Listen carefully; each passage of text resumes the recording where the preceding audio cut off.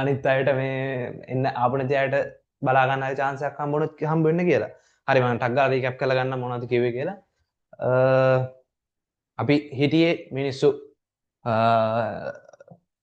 මිනිසුන්ටම අවශ්‍ය දේවල් නිපදව කරගන්න ආර්ථිකයක කියන්නේ ස්වයංපෝෂිත ආර්ථිකයේ. ඒතර ස්වයංපෝෂිත ආර්ථිකයේ ඉද්දී එයාට ඕන දේවල් ටික හදාගත්තා. නමුත් එන්න යනකොට එයාගේ ඉස්සෙල්ලා මොනවද දෙන්නේ? ටික ටික ටික ආශාවන් වැඩි වෙනවා සහ එයාට මේ ස්වයංපෝෂිතව කරගන්න එක කරදරයක් වෙනවා හැමදේම. Taman තනියෙන් කරගන්න එක. එතකොට එහා පැත්තේ ඉන්න හොඳට මැටි වලන් හදන කෙනෙක් කුඹල්කරුවෙක්. අපි එයාගෙන් හට්ටි මුට්ටි ටිකක් දැන් ගන්න ඕන. දැන් ඔය හට්ටි මුට්ටි ටික ගන්න අපි ගාව තියෙන්නේ මොනවද? අපි ගාව තියෙන අපි වීවගා කරනවා කියලා මං කිව්වේ. ඒතර අපි ගාව තියෙන හාල්. ඉතින් අපි ගාව හොඳට හාල් තියෙනවා. අර මනුස්සයා ගාව හොඳට හාල් නැහැ. හැබැයි හොඳට හට්ටි තියෙනවා. හැබැයි ඒතර ඒ හට්ටි ටික අපිට ඕන. ඒ මනුස්සයාට මොනවද ඕන? හාල් ඕන. ඔන්න ඔය සංසිද්ධිය මත තමයි මිනිස්සු අතර මොනවද ඇති වෙන්නේ? හුවමාරුවක් ඇති වෙන්නේ. එතකොට මේතන ඉන්න මනුස්සයා එයා ගාව වී තියෙනවා. මේ මනුස්සයා ගාව හට්ටි තියෙනවා. එතකොට මේ හට්ටි වලින් මෙයා දෙනවා මෙතන වී දෙනවා. මෙයා මෙයාගෙන් හට්ටි ගන්නවා. තේරුණාද? ඔන්න හුවමාරුවක් ඇති වෙනවා. මෙයා වී දුන්නා, මෙයා හට්ටි ගත්තා. ඔන්න එනවා අපි දැන් ස්වයංපෝෂිත ආර්ථිකයෙන් පස්සේ මම මේක මකනවා. කාට හරි පොඩ්ඩක් ඇඳ ගන්න ඕන නම් පොඩි චාට් එකක් කොහෙන් හරි දාගත්ත ප්‍රශ්නයක් නෑ ඔය ටියුට් එකේම ඉන්නේ. ටක් ගාලා දා ගන්න නම් දා ගන්න දැන් මෙහෙම හිටියා වී හට්ටි හුවමාරු කරගැනීම පෙන්වන්න විතරයි. ලොකු වැදගත් දෙයක් නෙමෙයි අපිට. මම උදාහරණයක් කිව්වේ. හරි. ඔන්න දැන් ස්වයංපෝෂිත ආර්ථිකයේ ඉඳලා දැන් මාරු වෙනව මොනවටද? දැන් යනව මොනවටද? හුවමාරු ආර්ථිකයට. ඔන්න එනවා දෙවෙනි ස්ටෙප් එකට. හුවමාරුව. අපි මේකට ඉංග්‍රීසි වලින් කියන්නේ බාටාර ක්‍රමය. ඔය ටියුට් එකේ තියෙන වචනේ. ටියුට් එකේ වචන තියෙනවා බාටාර ක්‍රමය කියලා කියන්නේ බාටාර ක්‍රමය. බාට කියලා කියන්න පුළුවන් අර ඉරකුර ශබ්ද කරන්නේ නැහැ නේ. ඒකින්ද හරි. බාටා ක්‍රමය. මෙන්න හුවමාරු ආර්ථිකයට එනවා. දැන් මේ දෙන හුවමාරු කරගන්නවා. මෙයා දෙනවා වී, මෙයා ගන්නවා මෙයා වී දෙනවා හට්ටි ගන්නවා. අරයට වී හම්බ වෙනවා, මෙයාට හට්ටි හම්බ වෙනවා. ඔය වගේම ඕක විතරක් නෙමෙයි තව දේවල්. වී හට්ටි විතරක් නෙමෙයි. තව මොනාරි ඇඳුම් පැළඳුම් ඕන නම් ඇඳුම් පැළඳුම් නිෂ්පාදනය කරන කෙනාට වී දීලා ඇඳුම් ටිකක් අරන් එනවා. ඊට පස්සේ දැන් සත්තුත් විකුණනනේ කාලේ. හරක් ඕන, හරක බාන ඕන, ඔව ඕනනේ. එතකොට ඒ අයටත් වී ටිකක් දීලා ඒ ප්‍රමාණයෙන් තියනවා වී දීලා ගන්නවා. ඔන්න ඕක තමයි යන්නේ. ඕක තමයි හුවමාරු ආර්ථිකයට යන්නේ. මේ හුවමාරු ආර්ථිකෙත් ඉන්නවා කාලයක් මිනිස්සු. මිනිස්සු හුවමාරු කරගෙන තමයි ජීවත් වෙන්නේ. හුවමාරු කරගන්න. දෙනවා ගන්න. හැබැයි ඔතන ඉද්දි ඔයාට ප්‍රශ්නයක් එනවා. ටික වෙලාවක් යනකොට ප්‍රශ්නයක් එනවා. හරියට සංසිද්ධිය තේරුම් ගත්තා නම් ප්‍රශ්නයක් එන්න ඕන. මොකද ප්‍රශ්නේ එන? බාටාර ක්‍රමය, හුවමාරු ක්‍රමයේදී මොකද්ද උනේ? මෙයා දෙනවා, මෙයා ගන්නවා. මට එන ප්‍රධාන ප්‍රශ්නේ තමයි මෙයාගෙන් හට්ටියක් ගන්න මං වී කොච්චර දෙන්න ඕනද? එනව නේද? ඒතර මං අරයාගෙන් ඇඳුම් ගන්න මෙයාට වී කොච්චර දෙන්න ඕනද? අරයාගෙන් හරක ගන්න මෙයා මං වී කොච්චර දෙන්න ඕනද? හරකෙක් ගන්න හරකෙක්ගේ බර තරමට වී දෙන්න ඕනද? නෑ එහෙම වෙන්නේ නෑ. වටිනාකම් දෙකක් නේ. ඔන්න අන්න ඒ වචනේ. වටිනාකම් දෙකක්. එතකොට හුවමාරුවේදී නැත්තේ මොකද්ද? නිශ්චිත වටිනාකමක් නෑ. මේවා මම කියලා දෙනකොටද මේවා වෙනම ලියා ගන්න ඕනේ නෑ. ලියාගත්තට ප්‍රශ්නයක් නෑ. හුවමාරුවේදී නිශ්චිත වටිනාකමක් නෑ. මෙයා මෙයාට දෙනවා මෙයා මෙයාට දෙනවා. ඉතින් වටිනාකමක් නෑ. මොකද්ද කියලා දන්නේ නෑ. හට්ටියකට කොච්චර වී දෙන්න ඕනද? වී වලට කොච්චර හට්ටියකට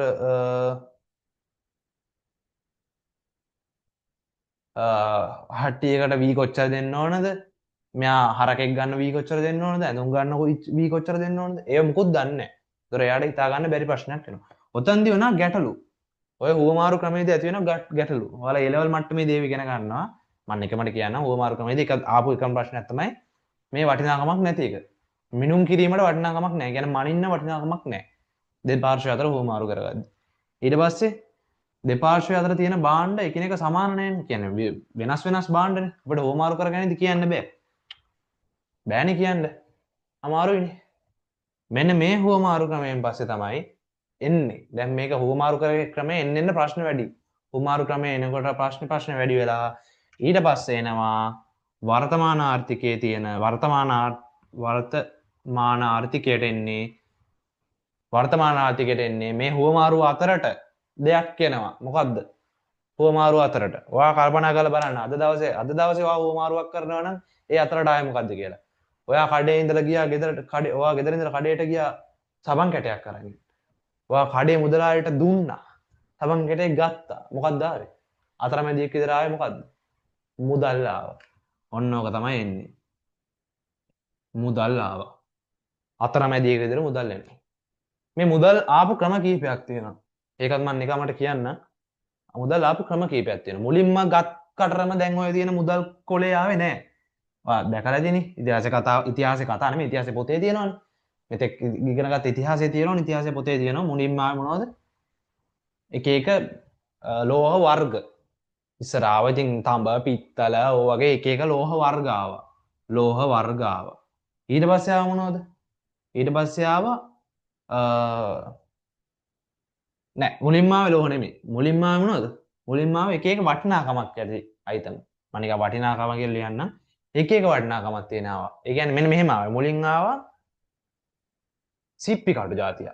ඒ කියන්නේ නිකන් දිස්නේ ගහන සිප්පි කට්ටක් තිබ්බොත් එයා ඒක දීලා ගන්නවා. සිප්පි කටු වගේ දෙයක්. ඊට පස්සේ තව මොන හරි ඔය දිලිසෙන జాතිය. ගොඩක් මිනිස්සු ඒ කාලේ ඉඳන් සල්ලි කියන්නේ අර මොන හරි දෙයකට වටිනාකම කියන දෙයකට පාවිච්චි කරලා දිලිසෙන දේවල්. එතකොට සිප්පි කට්ට දිලිසෙනවා නම් සිප්පි කට්ටේ මොකක් හරි විශේෂත්වයක් තියෙනවා නම් ඒක විකුණන්න පුළුවන්. ඒක දීලා ගන්න පුළුවන්. ඔය වගේ තමයි ආවේ. ඔතෙන්දී ආ ප්‍රශ්නේ තමයි මේ කොටස වැදගත් ළමයි. හරිද? මේ වගේ සාමාන්‍යයෙන් ස්ටාර්ට් එකක් හැමෝම ගන්න නෑනේ. ඒ කියන්නේ මේ ටික මේක වැදගත් කියන්නේ ඒකයි. එතකොට මේ සිප්පි කටු වගේ දේවල් ආවට පස්සේ මොකද්ද වෙන ප්‍රශ්නේ? ලොකුම ප්‍රශ්නේ. දැන් හිතන්න ඔයා ඉන්නේ දකුණු පළාතේ. හිතන්න. දකුණු පළාතේ ඉන්න කෙනෙක්. දැන් ඔයා යන්නේ කොහෙන්ද මේ නුවරෙන් ඇඳුම් ගේන්නේ. දැන් ඒ කාලෙත් අපි තිබ්බ ගේමුකෝ නුවර.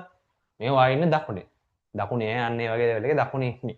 දකුණේ ඉන්නේ. එතකොට දකුණේ වැඩිපුර මිනිස්සු ඉන්නේ මුහුදු තීරයත් එක්ක. කෝස්ටල් ලයින් එකත් එක්ක මුහුදු බඩ ප්‍රදේශයේ ඉන්නේ. ඒතර මුහුදු බඩ ප්‍රදේශයේ සිප්පි කටු මොනවද තියෙන්නේ? උතුරන්න තියෙනවා. අම්බානකට තියෙනවා සිප්පි කටු. එතකොට නුවර සිප්පි කට්ටක් හොයාගන්න පුළුවන්. නුවර මුහුදක් හොයලා තියෙනවා නම් ඉතින් පුළුවන් සිප්පි කට්ටක් හොයාගන්න. නුවර මුහුදු නැහැනේ. නුවර සිප්පි කටු හොයාගන්න බෑ. තේරෙනව නේද? ප්‍රාදේශීය ගැටලු ආවා. මේ ප්‍රාදේශීය ගැටලු ආවට පස්සේ ඒ සිප්පි කටු ක්‍රමේ හරි ගියේ නෑ. ඒ කියන්නේ එක එක භාණ්ඩ ගන්න ක්‍රමේ හරි ගියේ නෑ. සමහරව වටිනා කියන ලීයක් වෙන්න පුළුවන්. ඒ ලීය එක ප්‍රදේශයක වැඩිපුර වෙනවා. වැඩිපුර හම්බ වෙනවා. අනිත් ප්‍රදේශ අඩුවෙන් හම්බ වෙනවා. දැන් සිප්පි කට්ටක් ගත්තම ගාල්ල මාතර හම්බන්තොට ප්‍රදේශවල වැඩිපුර හම්බ වෙනවා. එතකොට නුවර ඊට පස්සේ අනුරාධපුර ওই පැත්තේ අර මුහුදු නැති ප්‍රදේශවල සිප්පි කට්ටක් හොයා ගන්නවත් නෑ. ප්‍රශ්නයන්නේ. ඔන්න ඔය සිප්පි කටු ප්‍රශ්නේ කියන්නේ වටිනාකම් ඇති භාණ්ඩ වලින් පස්සේ තමයි එන්නේ ලෝහ කැබලි. ලෝහ කැබලි කියනවා. ලෝහ කැබලි කියන්නේ එක එක රත්තරනුත් තිබ්බ රත්තරන් රිදී තඹ පිත්තල ඔය වගේ ලෝකඩ ඒ වගේ එක එක රිදී ලෝහ කැබලි පාවිච්චි කරන්න පටන් ගත්තා. ලෝහ කැබලි වලත් ඉතින් එක එක ප්‍රශ්න ආවා. ලෝහ කැබලිත් එහෙම ප්‍රශ්න ආවනේ. ඒ කියන්නේ එක පැත්තකට හොඳට ලෝහ තියෙනවා. අනිත් පැත්තට ලෝහ නැහැ. ඒ කියන්නේ ප්‍රදේශ වෙනස් ප්‍රශ්න ආව ලෝහ කැබලි වලට. ලෝහ කැබලි වලින් පස්සේ තමයි එන්නේ ලෝහ කාසි වලට. ලෝහ කාසි දැකලා ඇති ඔයාලගේ ඉතිහාසයේ පොත්වල පින්තූර හිටන් දීලා තියෙනවා ලෝහ කාසි. ලෝහ කාසි වලට එනවා. කියන්නේ ලෝහ කාසි වර්ග.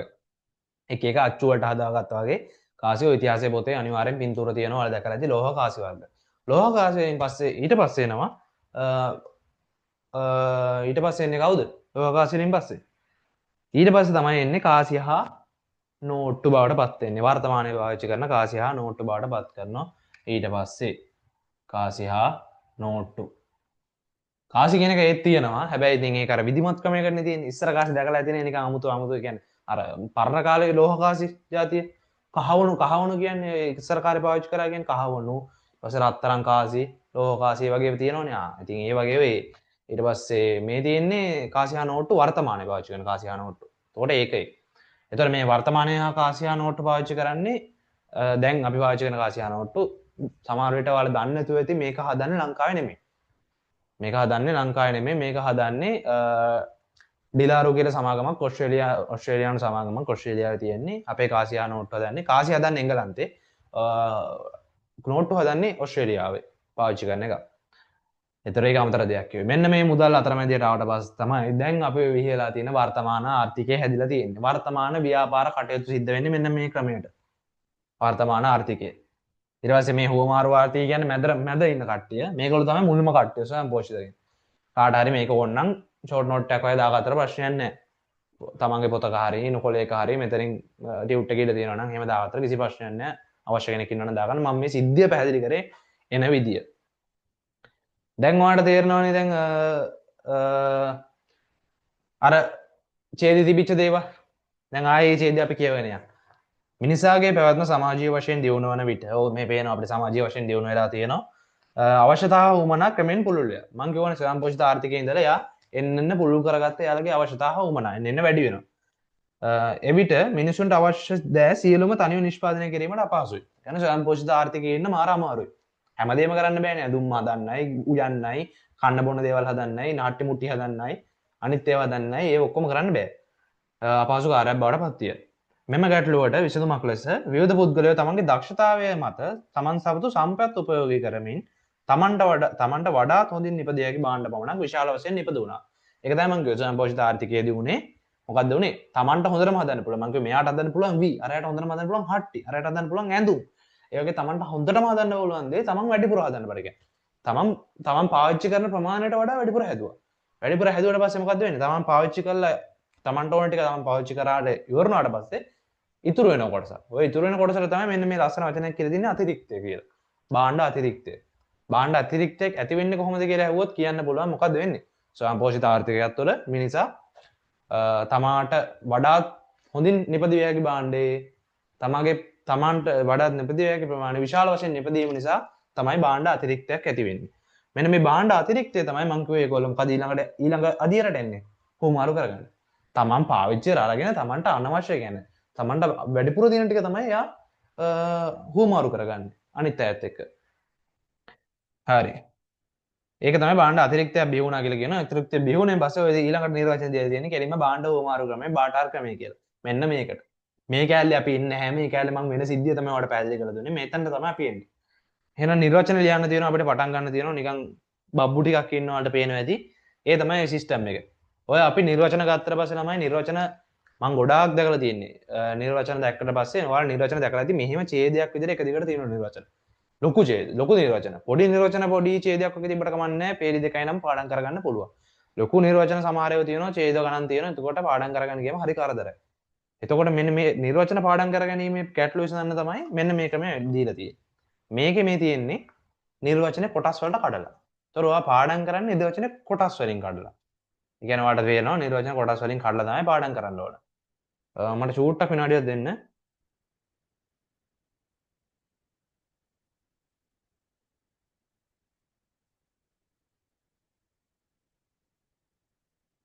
හරි. නිර්වචනේ අපි සුදු වුණානේ දෙකපාරට. ටුට ඒක කරන්න තමයි මගේ පොඩ්ඩක් සුදු කරලා ගන්න. මේ නිර්වචන කොටස් වලට කඩලා තියෙන්නේ. කොටස් වලට කඩලා කියන්නේ ඔයාලට අනිවාර්යෙන් මේක පාඩම් කරගන්න ලේසි. දැන් නිර්වචන ගත්තට පස්සේ දැන් නිර්වචන අපි ලියන්න කලින් ඉස්සර නිර්වචන බලමුකෝ. දැන් භාණ්ඩ හුවමාරු ක්‍රමයේ ඉන්නේ. දැන් මම මේකට මුල පුරලා තියෙන්නේ එන විදිය. භාණ්ඩ හුවමාරු ක්‍රමයේදී මොකක්ද උනේ? මෙයා ස්වයංපෝෂිත ආර්ථිකයේ ඉඳලා මිනිසා මේකේ හිටපු මිනිසා විසින් මොකද්ද කරේ? මිනිසා විසින් නිෂ්පාදනය කරගත්ත තම භාණ්ඩ අතිරික්තය. ඒ කියන්නේ මේ මම කියවනේ අතිරික්තයක් ඇති උනේ කොහොමද කියලා? මේ මිනිසා විසින් නිෂ්පාදනය කරගත්ත තම භාණ්ඩ අතිරික්තය මෙයා වෙනත් මිනිසුන් සමග වෙනත් පාර්ශවයන් සමග හුවමාරු කරගත්තා. ඕක නේද භාණ්ඩ හුවමාරු කියන්නේ? මෙයා වෙනත් පාර්ශවයන් සමග හුවමාරු කරගෙන තමන්ට ඕන භාණ්ඩය ආපස්සට ගත්තා. වී දීලා හට්ටි ගත්තා. ඒකනේ කරගත්තේ. එතකොට ඒක තමයි කරයි. ඒතර අපි කරන්න යන්නේ ඒක තමයි. මිනිසා විසින් තමන්ගේ භාණ්ඩ අතිරික්තය අනිත් පාර්ශවයන් සමග හුවමාරු කරගෙන තමන්ට අවශ්‍ය දේ ලබා ගන්නවා. ඕක තමයි සරලව භාණ්ඩ හුවමාරු ක්‍රමය කියලා කියන්නේ. දැන් යන්න අපේ හිස්තන් තියෙන තැනට ගිහිල්ලා ලියන්න පටන් ගන්න. දැන් මම ඒ කැලේ කියලා දීලා තියෙන්නේ. දැන් මම නිර්වචන ලියන්න තියෙන්නේ. යනකොට නිර්වචන ලියන තැනට. නිර්වචන ලියන තැනට. ඔය පළවෙනි මිනිස්සෙක් ඉන්නේ. මිනිහෙක් ඉන්නේ. යටින් ස්තන් තුනක් තියෙනවානේ ලියන්න. මිනිසුන් විසින් තම භාණ්ඩ අතිරික්තය ලියන්න පුළුවන් නේ ඔය කරන්නේ. මීට කලින් ලියලා තියෙනවා මං හිතන්නේ ඊට වඩා ස්පීඩ්. මිනිසුන් විසින් තම භාණ්ඩ අතිරික්තය. ඒක පළවෙනි හිස්තැනේ විතරයි.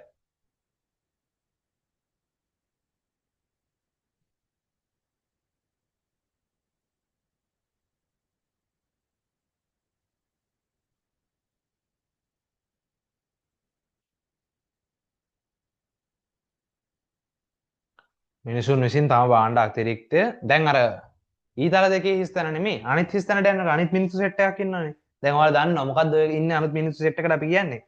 අපි මං කිව්වා නිර්වචන කියද්දී. මිනිසුන් විසින් අනිත් පුද්ගලයන් සමග. එතකොට ඔය කවුද ඉන්නේ? අනිකුත් පුද්ගලයන් සමග. එතන හිස්තැන ලියන්න අනිකුත් පුද්ගලයන් සමග. මිනිස්සු සෙට් එකක් ඉන්න තැන. අනිකුත් පුද්ගලයන් සමග.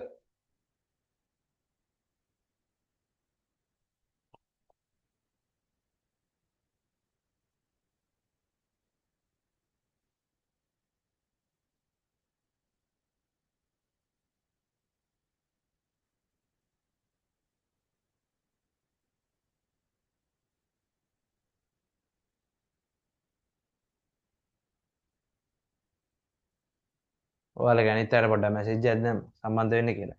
දැන් ඊතල දෙක. ඊතල දෙක බැලුවම ඔයාලට පේනවා වචනයෙන්ම තේරුම් ගන්න පුළුවන් මොකද්ද ඊතල දෙක කියන්නේ? හුවමාරු කරගනිමින්. හුවමාරු කරගනිමින්. ඊතල දෙක අතර යට තියෙන වචන ලියන්න හුවමාරු කරගනිමින්.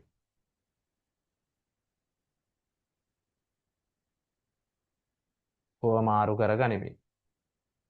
දැන් අවසානට තියෙන සංකල වරහණක් දාලා ඊතුරු ඡේදය මොකද්ද? ඒක කියන්නේ තමන්ට අවශ්‍ය අනෙකුත් භාණ්ඩ ලබා ගැනීම. තමන්ට අවශ්‍ය අනෙකුත් භාණ්ඩ ලබා ගැනීම. තමන්ට අවශ්‍ය අනෙකුත් භාණ්ඩ ලබා ගැනීම. තමන්ට අවශ්‍ය අනෙකුත් භාණ්ඩ ලබා ගැනීම.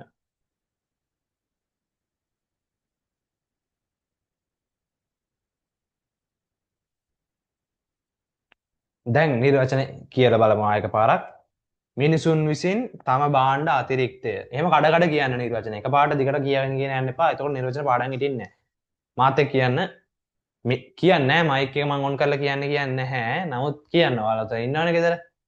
මිනිසුන් විසින් තම භාණ්ඩ අතිරික්තය අනෙකුත් පුද්ගලයන් සමග හුවමාරු කර ගනිමින් තමන්ට අවශ්‍ය භාණ්ඩ හා සේවා සපුරා ගැනීම. භාණ්ඩ හා සේවා ලබා ගැනීම. හරිද? අය කියන්න මිනිසුන් විසින් තම භාණ්ඩ අතිරික්තය අනිකුත් පුද්ගලයන් සමග හුවමාරු කර ගනිමින් තමන්ට අවශ්‍ය භාණ්ඩ ලබා ගැනීම. මිනිසුන් විසින් තම භාණ්ඩ අතිරික්තය අනිකුත් පුද්ගලයන් සමග හුවමාරු කර ගනිමින් තමන්ට අවශ්‍ය භාණ්ඩ ලබා ගැනීම. ඔන්න ඕක තමයි නිර්වචනය. ඔය නිර්වචන පාඩම් කරන්න අර විදිහට පාඩම් කරන්න. පාඩම් කරනකොට ස්ටෙප් බයි ස්ටෙප් පාඩම් කරන්න. කටපාඩම් කරන්න එපා. දැන් මම නිර්වචන වලට පැහැදිලි කරලා තියෙන්නේ කොහොමද එන්නේ කියලා. නිර්වචන කටපාඩම් කරන්න එපා. නිර්වචන කටපාඩම් කරන්නේ නැතුව නිර්වචනේ තියෙන තියරි එක නැත්තම් නිර්වචන ඇතුලේ තියෙන දේ ඔයගේ ඔළුවේ තිබ්බොත් ඔයාලට නිර්වචන හදන්න පුළුවන්. දැන් මම කිව්වා මේකේ උනේ මොකද්ද ප්‍රධාන වශයෙන්? අරය හදන මේ ස්වයංපෝෂිත ආර්ථිකයේ ඉන්න කෙනා හදන භාණ්ඩ අතිරික්තය ඉන්න අනිත් අයත් එක්ක හුවමාරු කරගෙන තමන්ට ඕන භාණ්ඩ ලබා ගන්න. ඔන්න ඕකනේ ක්‍රමය. ඕකනේ ඔළුවේ තියෙන්න ඕන. ඕක ඔළුවේ තියාගත්තා නම් ඕක ලිඛිත භාෂාවට අරගෙන ඔයාලට නිර්වචන හදන්න පුළුවන්. ආන්න ඕක තමයි කරන්න ඕන. ඔන්න ඔය පාට් එක තමයි අපි වෙනත් කොමර්ස් පන්තියකින් කරන්නේ නැති පාට් එක තමයි ඔන්න ඔය පාට් එක. ඔයාට කවදාවත් මේ වගේ තියරි නිර්වචන ඔයාලට මේක අපි වෙන්නේ කොහොමද? වෙන දේ මොකද්ද? ඒ ඔළුවට ඒක ඔළුවට දාගෙන ඒකෙන් නිර්වචන හදන්න කියලා දෙනවා කියලා දෙන්නේ නැහැනේ කවුරුවත්. ඔයාලට කියන්නේ නිර්වචන පාඩම් කරන්න කියලා විතරයිනේ. ඔයාට හැමදාම කියන්නේ නිර්වචන පාඩම් කරගන්න.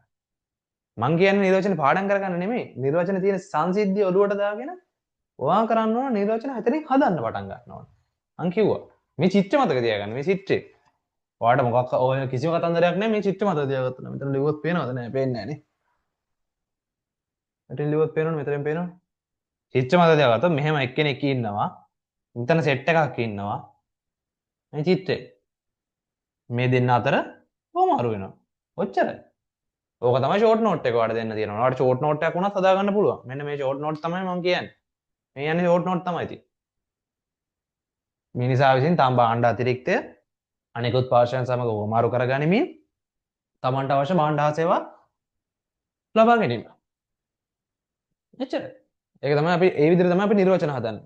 අන්න ඒකින්ද තමයි කිව්වේ මම නිර්වචන වෙනස් ක්‍රමයකට තමයි කරන්නේ. මෙන්න මේ ක්‍රම වගේ ක්‍රම වලට තමයි ඔයාලට කියලා දෙන්නේ.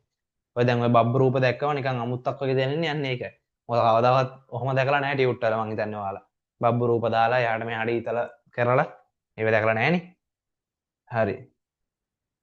ඒ නිර්වචන පාඩට ඉවරයි. ඊළඟට වර්තමානයේදී කිසිවක් තමාට අවශ්‍ය සියලුම දෑ නිෂ්පාදනය කර නොගනී. නිෂ්පාදකයෝද පාරිභෝගිකයෝද තම භාණ්ඩ හා සේවා විකිණීම සඳහා විකිණීම හා ලබා ගැනීමේ අවශ්‍යතාව ව්‍යාපාර තුළින් ඉටු කරගනිති. එම නිසා ව්‍යාපාර සඳහා වර්තමානයේ සුවිශේෂී වැදගත්කමක් හිමිව ඇත. ඕක තමයි මම මේ පාඩම් පටන් ගන්නකොට කිව්වේ. ව්‍යාපාරවලට තියෙන සුවිශේෂී වැදගත්කම තමයි මේ ලෝකේ ව්‍යාපාර නැතුව දුවන්න බෑ ළමයි. බිස්නස් නැතුව දුවන්න බෑ. මේක බිස්නස් නැතුව දුවන්න පුළුවන් කාලයක්වත් නෙමෙයි. බිස්නස් නැතුව මේ ලෝකේ දුවන්න බෑ. මේ ලෝකේ කවදා හරි බිස්නස් එකක් නැතු වුණා කියමු. එක බිස්නස් එකක්වත් නැහැ මේ ලෝකේ. එහෙනම් මේ ලෝකෙට පැවැත්මක් නැහැ ඉතින් එහාට. මේක දුවන්න බෑ. ඉතින් අද හිතන්නකෝ අද ඔයා ගැන හිතන්නකෝ. ඔයා කන බොන එකේ ඉඳලා අනිත් හැමදේම කාගෙන්ද ගන්න? දැන් කියන්න එපා අම්මගෙන් තාත්තගෙන් කියලා. හරි හරි අම්මගෙන් තාත්තගෙන් කියලා මම දන්නවා. අම්මගෙන් තාත්තගෙන් හරි අම්මයි තාත්තයි කොහෙන්ද ගන්න? දැන් අම්මයි තාත්තයි දැන් හිතන්නකෝ ඔයාට කන්න බොන්න ඕනලා ඔයාට හිතන්න මේ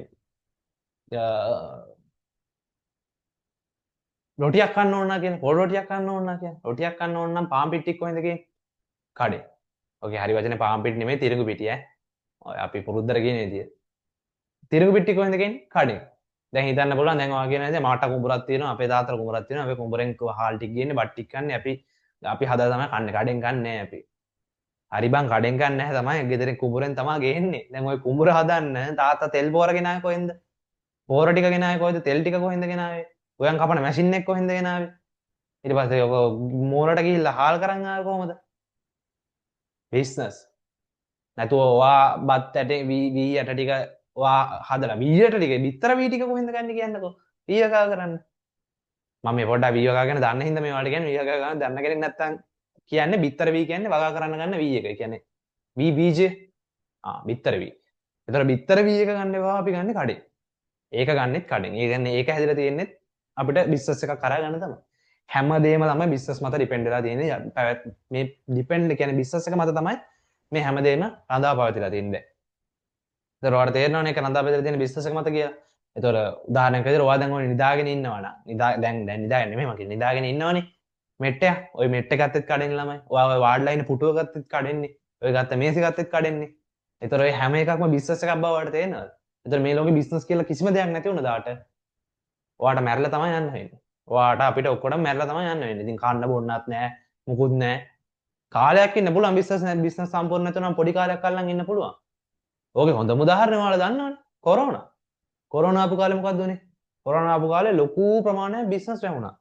බිස්නස් වැහුණාට පස්සේ ඕකේ ප්‍රතිඵලය අපිට හම්බුනේ නැද්ද? කන්න බොන්න චුට්ට හිඟ වෙන්න ගත්තා. කෑම් බීම් වල බඩු ටික මොකද්ද උනේ? මිල ඉහළ ගියා. ඔයාලා ඉස්සරහට ඉගෙන ගන්න ඕ ඒ ලෙවලට කොමර්ස් කරනවා නම් ආර්ථික විද්‍යාව ඉගෙන ගන්න ඕන. ආර්ථික විද්‍යාව ඉගෙන ගන්න දෙයක් නැහැ. දැනුත් ඉගෙන ගන්න පුළුවන්. මිනිස්සු ඉල්ලන ප්‍රමාණය වැඩි නම්, ඒ කියන්නේ මිනිස්සු ඉල්ලන ප්‍රමාණය වැඩි නම් අපිට දෙන්න සප්ලයි එකක් නැත්නම්, ඒ කියන්නේ සැපයුමක් නැත්තම්. ඒ කියන්නේ කඩේ බඩු ටික නැත්තම් දෙන්න. කඩේ මුදලාලි මොකද කරන්නේ? තියෙන බඩු ටිකේ මිල වැඩි කරනවා. මිල වැඩි වෙනවා. එන්න මිල වැඩි වුණා. මිල වැඩි වුණා බඩු ටික හොයා ගන්න නැති වුණා. හොඳම වෙලාව ඔක ඒ කොරෝනාවෙන් පස්සේ ආව අපිට මොකද්ද? ආර්ථික අර්බුදය. ආර්ථික අර්බුදය ආපෙලා රටට ගෑස් ටික නැහැ. තෙල් ටික නැහැ. එතකොට ඒ බිස්නස් නැතුව නෙමෙයි රටට සල්ලි නැතුව තමයි. ඉතින් ඔයාලට පේනවනේ රටට සල්ලි නැතුව හරි ඒ බිස්නස් එක නැතුනේ නෑ. මං කියන්නේ නෑ බිස්නස් එක නැතුණා කියලා. රටට සල්ලි නැති වෙලාවේ ওই බඩු ටික ගේන්න බැරුණා ලංකාවට. ගේන්න බැරුණාන් පස්සේ ලංකාවේ තියෙච්ච ප්‍රශ්න ටික බලන්නකෝ. තෙල් ටික නැති වුණොත් ඔයා හිතන්න තෙල් බිස්නස් කරන ව්‍යාපාර ටික. ලංකාවේ ප්‍රධාන වශයෙන් 2යි 3යි ඉන්නේ. කොල්ලෝ නම් දන්නව ඇති. කොල්ලෝ ඉන්නවා නම් කොල්ලෝ දන්නව ඇති. කෙල්ලෝ නම් දන්නවත් ඇති. කෙල්ලෝ දන්නව ඇති. කෙල්ලෝ වැඩිපුර බලන්නේ නෑනේ. කොල්ලොන්ට ඉතින් රත ගාය තියෙන ඉඳ උන් දන්නවා මේ තාමත් එනවා මේ කමන්නේ එන්න කියලා දැම්ම නිසා එනවා දැන් මේ කොල්ලොන්ට ඉතින් රත ගායනේ කොල්ලෝ දන්නවා ලංකාවේ තියෙන්නේ සයිනොපෙක් එක IOC එක සිපෙට්කෝ සයිනොපෙක් කියන්නේ අලුතෙන් ආපු චීන එක ඊ IOC කියන්නේ ඉන්දියන් එක ලංකාවේ එක තමයි ලංකා IOC කියන්නේ සෝරි සිපෙට්කෝ එක සිපෙට් ඔය වගේ කම්පැනිස් තුනක් තියෙනවා දැන් ඔය ව්‍යාපාර තුනම ෆෙයිල් ගියා කියන්නේ ඔය සෙට් තුනේම තෙල් නැති වුණානේ තෙල් තුනේම තෙල් නැති වුණ ගමන් මොකද්ද උනේ ලංකාවේ එන්න යුද්ධයක් එතන එන භීෂණයක් තේරෙනවනේ ව්‍යාපාර නැති වුණොත් අපිට නැත්තරම නැති වෙලා යන්න තමයි වෙන්නේ.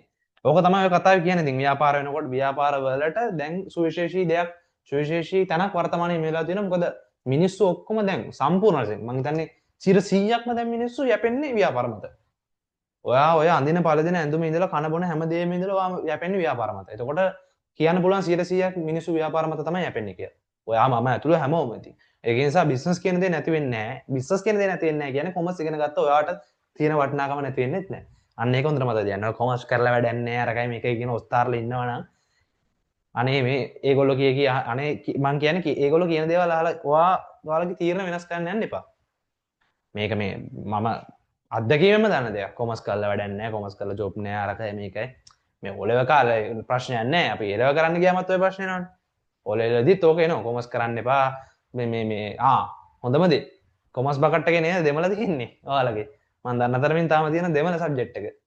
කියනවා නේද මේ රජ්‍ය රස්සාවක් කරන්න දෙමළ ඕන දැන් දෙමළ අනිවාර්යයෙන් දෙමළ කරපන් ඕක වැඩක් නැහැ. දෙමළ නම් කවදා හරි ඉගෙන ගන්න බැරිය බං. කොමර්ස් කියන දේ මේ වෙලාවේ ඔයාලට ඕන. තමන්ගේම බිස්නස් එකක් පොඩියට කරන් යන්න.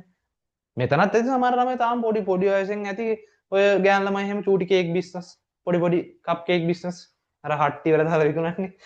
ඒ වගේ බිස්නස් කරන කට්ටිය ඉන්නවනේ. මම hina වෙනව නෙමෙයි මම කියන්නේ මේ බිස්නස් එක හොඳයි. ඉතින් මේ බිස්නස් නේ කරන්නේ. ඒතර අපිටත් බිස්නස් තියෙනවා. අපිත් බිස්නස් ඩෙවලොප් කරගෙන යනවා. තමන්ට තමන්ගේ පොඩි හරි බිස්නස් එකක් තියාගෙන යන්න ඕන. ඒකට මේ කොමර්ස් දැනුම ඕන ඔයාට. අර ධම්මික පෙරේර මහත්තයාත් කිව්වේ මොකක් හරි කර නැතත් කොමර්ස් කරලා තියෙන්න ඕනවා. ඒක ඒ දැනුම ඔයාට ඕන. ඒක තමයි ඔය වාක්‍ය කියන්නේ. ඊළඟට ඔන්න එනවා අපේ පාඩමේ ප්‍රධාන මාතෘකාවක් ව්‍යාපාරයක් යනවා. ඔන්න දැන් ව්‍යාපාර කියන්නේ මොකක්ද කියලා බලන්න ඕන. ව්‍යාපාර කියන්නේ මම මේක මකනවා අවශ්‍ය කෙනෙක් ඉන්නවා ලියා ගන්න නැතිනේ.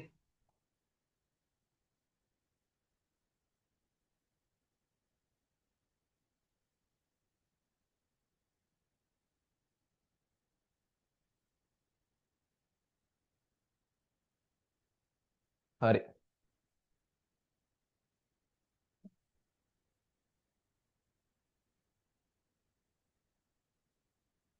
ව්‍යාපාරයක් යනවා.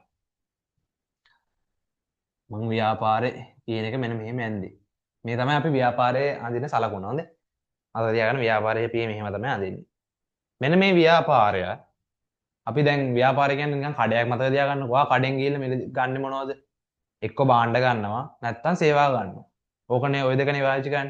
ඔයා සිල්ලර කඩේකට ගියොත් නූඩ්ල්ස් පැකට් එකක් ගත්තොත් භාණ්ඩ ගන්න. හැබැයි ඔයා සැලුන් එකට ගිහලා කොණ්ඩේ කපා ගත්තොත් ඒක සේවාව. එහෙනම් මේ භාණ්ඩා සේවා තමයි අපි ගන්නෙ. එතකොට ව්‍යාපාරයක් විසින් මේ ව්‍යාපාරය මේ භාණ්ඩ හා සේවා සපයන්නේ කාටද? භාණ්ඩ හා සේවා සපයන්නේ මිනිස්සුන්ට. මෙයාට තමයි සපයන්නේ. මෙයාට මේ භාණ්ඩ හා සේවා සපයනවා. මෙයා ඒ වෙනුවට මුදල් ගෙවලා මේ භාණ්ඩ හා සේවා ලබා ගන්නවා. මේ භාණ්ඩ හා සේවා සැපයීම තුළින් මෙයා මේ මිනිස්සුන්ගේ අවශ්‍යතා හා උවමනා සපුරාලනවා. අවශ්‍යතා හා උවමනා. මේක නිකන් දැන් අලුත් වචනයක් වෙන්නත් පුළුවන්. සමහරකට මීට කලින් කරපු අයට අලුත් වචනයක් නොවෙන්නත් පුළුවන්. මොකද පාතාව වල මං හිතන්නේ තියෙනවනේ සබ්ජෙක්ට් එකේ තියෙනවනේ කොමර්ස් කැලේ පොඩි. අවශ්‍යතා හා උවමනා. මේ අවශ්‍යතා කියන්නේ මිනිස්සුයෙකුට තියෙන පුළුවන් අවශ්‍යතා මොනවද? අවශ්‍යතා ආහාර පාන. ඒක අවශ්‍යතාවයක්නේ මිනිස්සුයෙකුට තියෙන පුළුවන්. ආහාර පාන, ඇඳුම් පැළඳුම් ඒ වගේ තමයි අවශ්‍යතාව. ඒතර උවමනාවක් කියන්නේ මේ අවශ්‍යතාව සපුරා ගන්න පුළුවන් ක්‍රම. ආහාර පාන ගත්තොත් ඔයාලට පාන් කන්න පුළුවන්, බත් කන්න පුළුවන්, රොටි කන්න පුළුවන්, කොත්තු කන්න පුළුවන්, පිට්ටු කන්න පුළුවන්, ඉන්දියාප කන්න පුළුවන්, ඉන්දියාප කොත්තු කන්න පුළුවන්, පීස කන්න පුළුවන්, කන්න බැරි දෙයක් නැහැ. ඔක්කොම කන්න පුළුවන්. එතකොට අන්න ඒක තමයි උවමනා. මෙන්න මේව සපුරාලන්න තමයි. ඒ කියන්නේ මෙන්න මේව ටික අපි සපුරාලන්න තමයි ව්‍යාපාර විසින් භාණ්ඩ හා සේවා මොකක්ද ගන්නේ? භාණ්ඩ එක්ක ව්‍යාපාරේ භාණ්ඩ හා සේවා හදනවා. හදලා ඉවරලා මෙයාට සපයනවා. මෙයා භාණ්ඩ හා සේවා හදලා මෙයාට සපයනවා. ඔන්න ඕක තමයි සරලම නිර්වචනය. දැන් මම ඕක ඇතුළේ නිර්වචන වලට කිව්වා. ඔය සිද්ධිය සංසිද්ධිය පැහැදිලි කරේ ව්‍යාපාරය ඇතුළේ වෙන්නේ මොකද්ද කියලා. සංසිද්ධිය පැහැදිලි කරා. ඕක ඇතුළේ ව්‍යාපාරයක් කියන එකේ නිර්වචනය තියෙනවා. මොකද්ද ව්‍යාපාරයේ නිර්වචනය කියන්නේ? මිනිසාගේ අවශ්‍යතා හා උවමනා සපුරාලීම සඳහා භාණ්ඩ හා සේවා මම කියුවේ මෙතන භාණ්ඩ අපි භාණ්ඩ අදින්නේ මෙහෙම. භාණ්ඩ හෝ සේවා. භාණ්ඩ හෝ සේවා. මිනිසාගේ අවශ්‍යතා හා උවමනා සපුරාලීම සඳහා භාණ්ඩ හා සේවා මොකද ගන්න? නිෂ්පාදනය හා සැපයීම. ඕක තමයි නිර්වචනය. මේ ෂෝට් නෝට් වගේ මම බෝඩ් එකේ අඳිනවනේ. මේව දාගන්න ඕන නම් ඔය පැත්තෙන් කොහෙන් හරි ඔය උඩ පොඩි පොඩි ගැප් තියෙනවනේ. ඒ වගේ තැන් වලින් ෂෝට් නෝට් එක දාගන්න. ඒක ප්‍රශ්නයක් නෑ. ඒක ඔයාගේ කැමැත්ත. මම ෂෝට් නෝට් එක ඔකට ඇඩ් කරලා නෑ. ඒක පන්ති එන ළමයින්ට තමයි ඒකේ වාසිය තියෙන්නේ. නැතුව ටියුට් එක තිබ්බ කියලා ඒක නිකන් හම්බ වෙන්නේ නෑ. ඒක තමාම කරගන්න ඕන වැඩක්. මිනිසාගේ අවශ්‍යතා හා උවමනා සපුරාලීම සඳහා භාණ්ඩ හා සේවා නිෂ්පාදනය හෝ සැපයීම. භාණ්ඩ හා සේවා වරණක් දාන්නම්ම. නිෂ්පාදනය හෝ නෙමෙයි නිෂ්පාදනය හා සැපයීම කෙටි කරලා ලියනවා. මේවා තමයි ෂෝට් නෝට්. මිනිස් අවශ්‍යතා හා උවමනා සපුරාලීම සඳහා මාතේ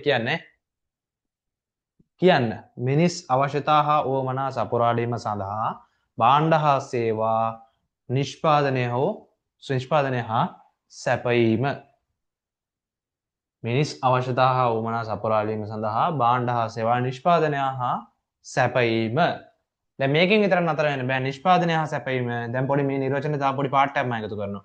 නිෂ්පාදනය හා සැපයීමට අදාළ ඕනෑම ආර්ථික කටයුත්තක්. ඒක පොඩි වචනයක් වාක්‍යයක් දාන්න ඕනෑම ආර්ථික කටයුත්තක්. ඒක නිකන් පාඩම් කරගන්න තියෙන්නේ. අදාළ ඕනෑම ආර්ථික කටයුත්තක්. ආර්ථික කටයුත්තක් කියලා කියන්නේ අපි මේවට තමයි කියන්නේ මිනිස් අවශ්‍යතා හා උවමනා සපුරාලන භාණ්ඩ හා සේවා නිෂ්පාදනය හා සැපයීමට අදාළ ඕනෑම ආර්ථික කටයුත්තක්. ඕක තමයි නිර්වචනය. දැන් යන්න නිර්වචනය තියෙන තැනට හිස් තැන පුරවන්න ඕන. යන්න පළවෙනි හිස් තැන් පේලිය ලියන්න. මිනිස් අවශ්‍යතා සපුරාලීමට අවශ්‍ය මිනිස් අවශ්‍යතා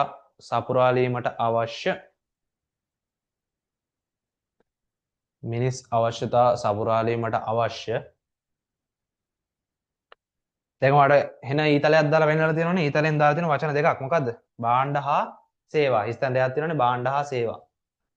මිනිස් අවශ්‍යතා සපුරාලීමට අවශ්‍ය භාණ්ඩ හා සේවා. භාණ්ඩ හා සේවා.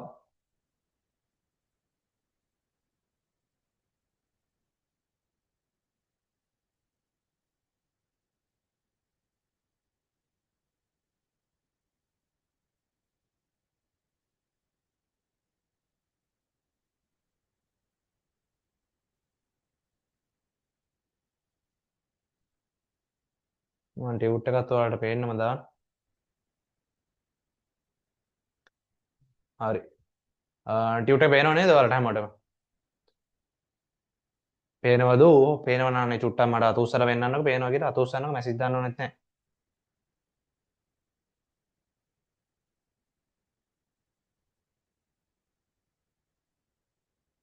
ඔව් ටක් කරලා ටියුට් එක පේනවනම් අත උස්සන්න. එක නැද ඉස්සුවේ.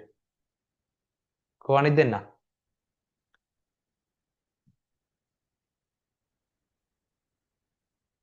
එක්කෙනෙක්ට පේනවා කියන අනිත් අයට පේනවනේ. අනිත් අය පාඩමේ නෑ වගේ මට පේන්නේ. හරි අතපාර දාන්නකෝ. රයිට්. දැන් අපි මෙතන ඉන්නේ. හරි. උට්ටක් ඉන්න මේ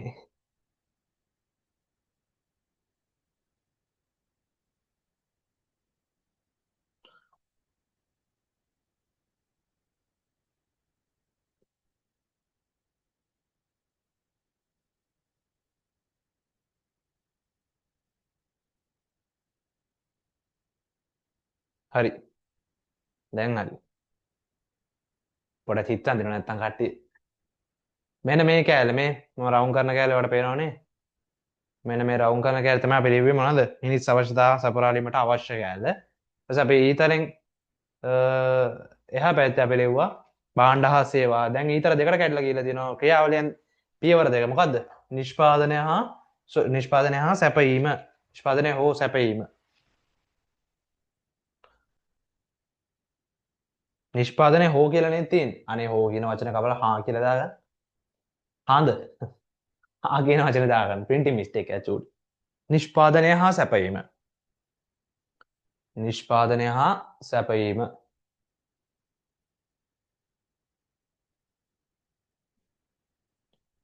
දැන් ඔය ඔක්කොටම සංගල වරහන දාලා තියෙනවා. අන්නේ සංගල වරහන යටතේ යන්න අදාළ ඕනෑම ආර්ථික කටයුත්තක්. මෙන්න මේ තීරුවේදී අදාළ ඕනෑම ආර්ථික කටයුත්තා.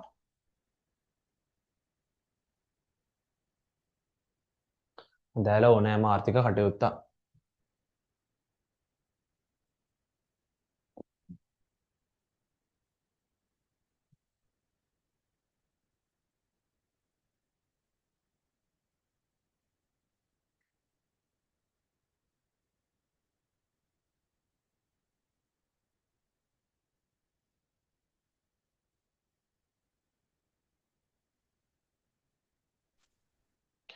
හරි. ඊළඟටම තව පාඩයක් තියෙනවා. ඔක එහෙම ඉවරයක් කළා දමු. ඒ අනුව ව්‍යාපාර බිහිවන්නේ. ඒ අනුව ව්‍යාපාර බිහිවන්නේ ලියන්න මිනිස් අවශ්‍යතා හා උවමනා තුලිනි. ඔයාලට පේනවනේ ව්‍යාපාර වලින් කරේ මොකද්ද? මිනිස් අවශ්‍යතා උවමනා තෘප්තිමත් කරන එක. මිනිස් අවශ්‍යතා උවමනා තෘප්තිමත් කරන එක නම් ව්‍යාපාර වලින් කරේ. ව්‍යාපාර බිහි වෙන්නේ ඇයි? මෙන්න මේක තෘප්තිමත් කරන්නනේ. ඒකින්ද තමයි තෘප්තිමත් කරනවා කියන්නේ මොකද්ද? අපි කියන්නේ සැටිස්ෆයිඩ් කරනවා කියලා කියන්නේ සැටිස්ෆැක්ෂන්. තෘප්තිමත් කරන සතුටු කරනවා සරලවම. අන්න ඒක කරන්නනේ. එහෙනම් මේ ව්‍යාපාර බිහිවන්නේ මෙන්න මේ මිනිස් අවශ්‍යතාව උවමනා නිසා තමයි. ඒක තමයි ලියන්න ඕන. ව්‍යාපාර බිහිවන්නේ මිනිස් අවශ්‍යතාව උවමනා තුලනි. මිනිස් අවශ්‍යතාව උවමනා තුලනි.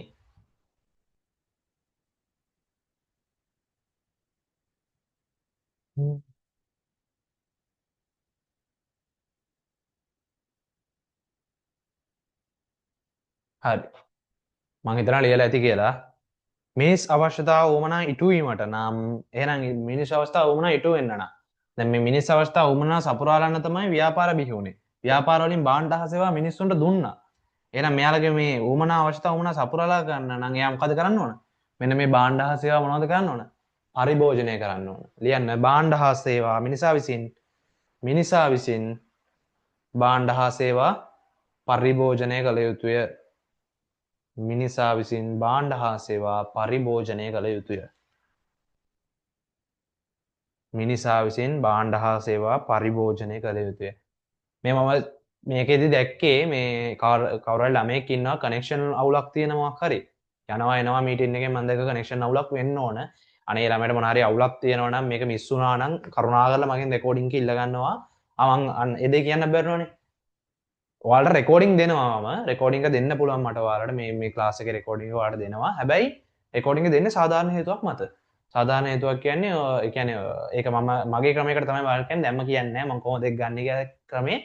ඒ ක්‍රමයට අනුව තමයි මම ඒක බලලා ඔයාලට රෙකෝඩින් එක දෙනවද නැද්ද කියන්නේ. මොකද ළමයෙකුට සාධාරණ හේතුවක් තියෙන්න පුළුවන් හැමදාම පන්තියට සහභාගී වෙන්න බැරි වෙන. එහෙම වෙන්න පුළුවන් නේ.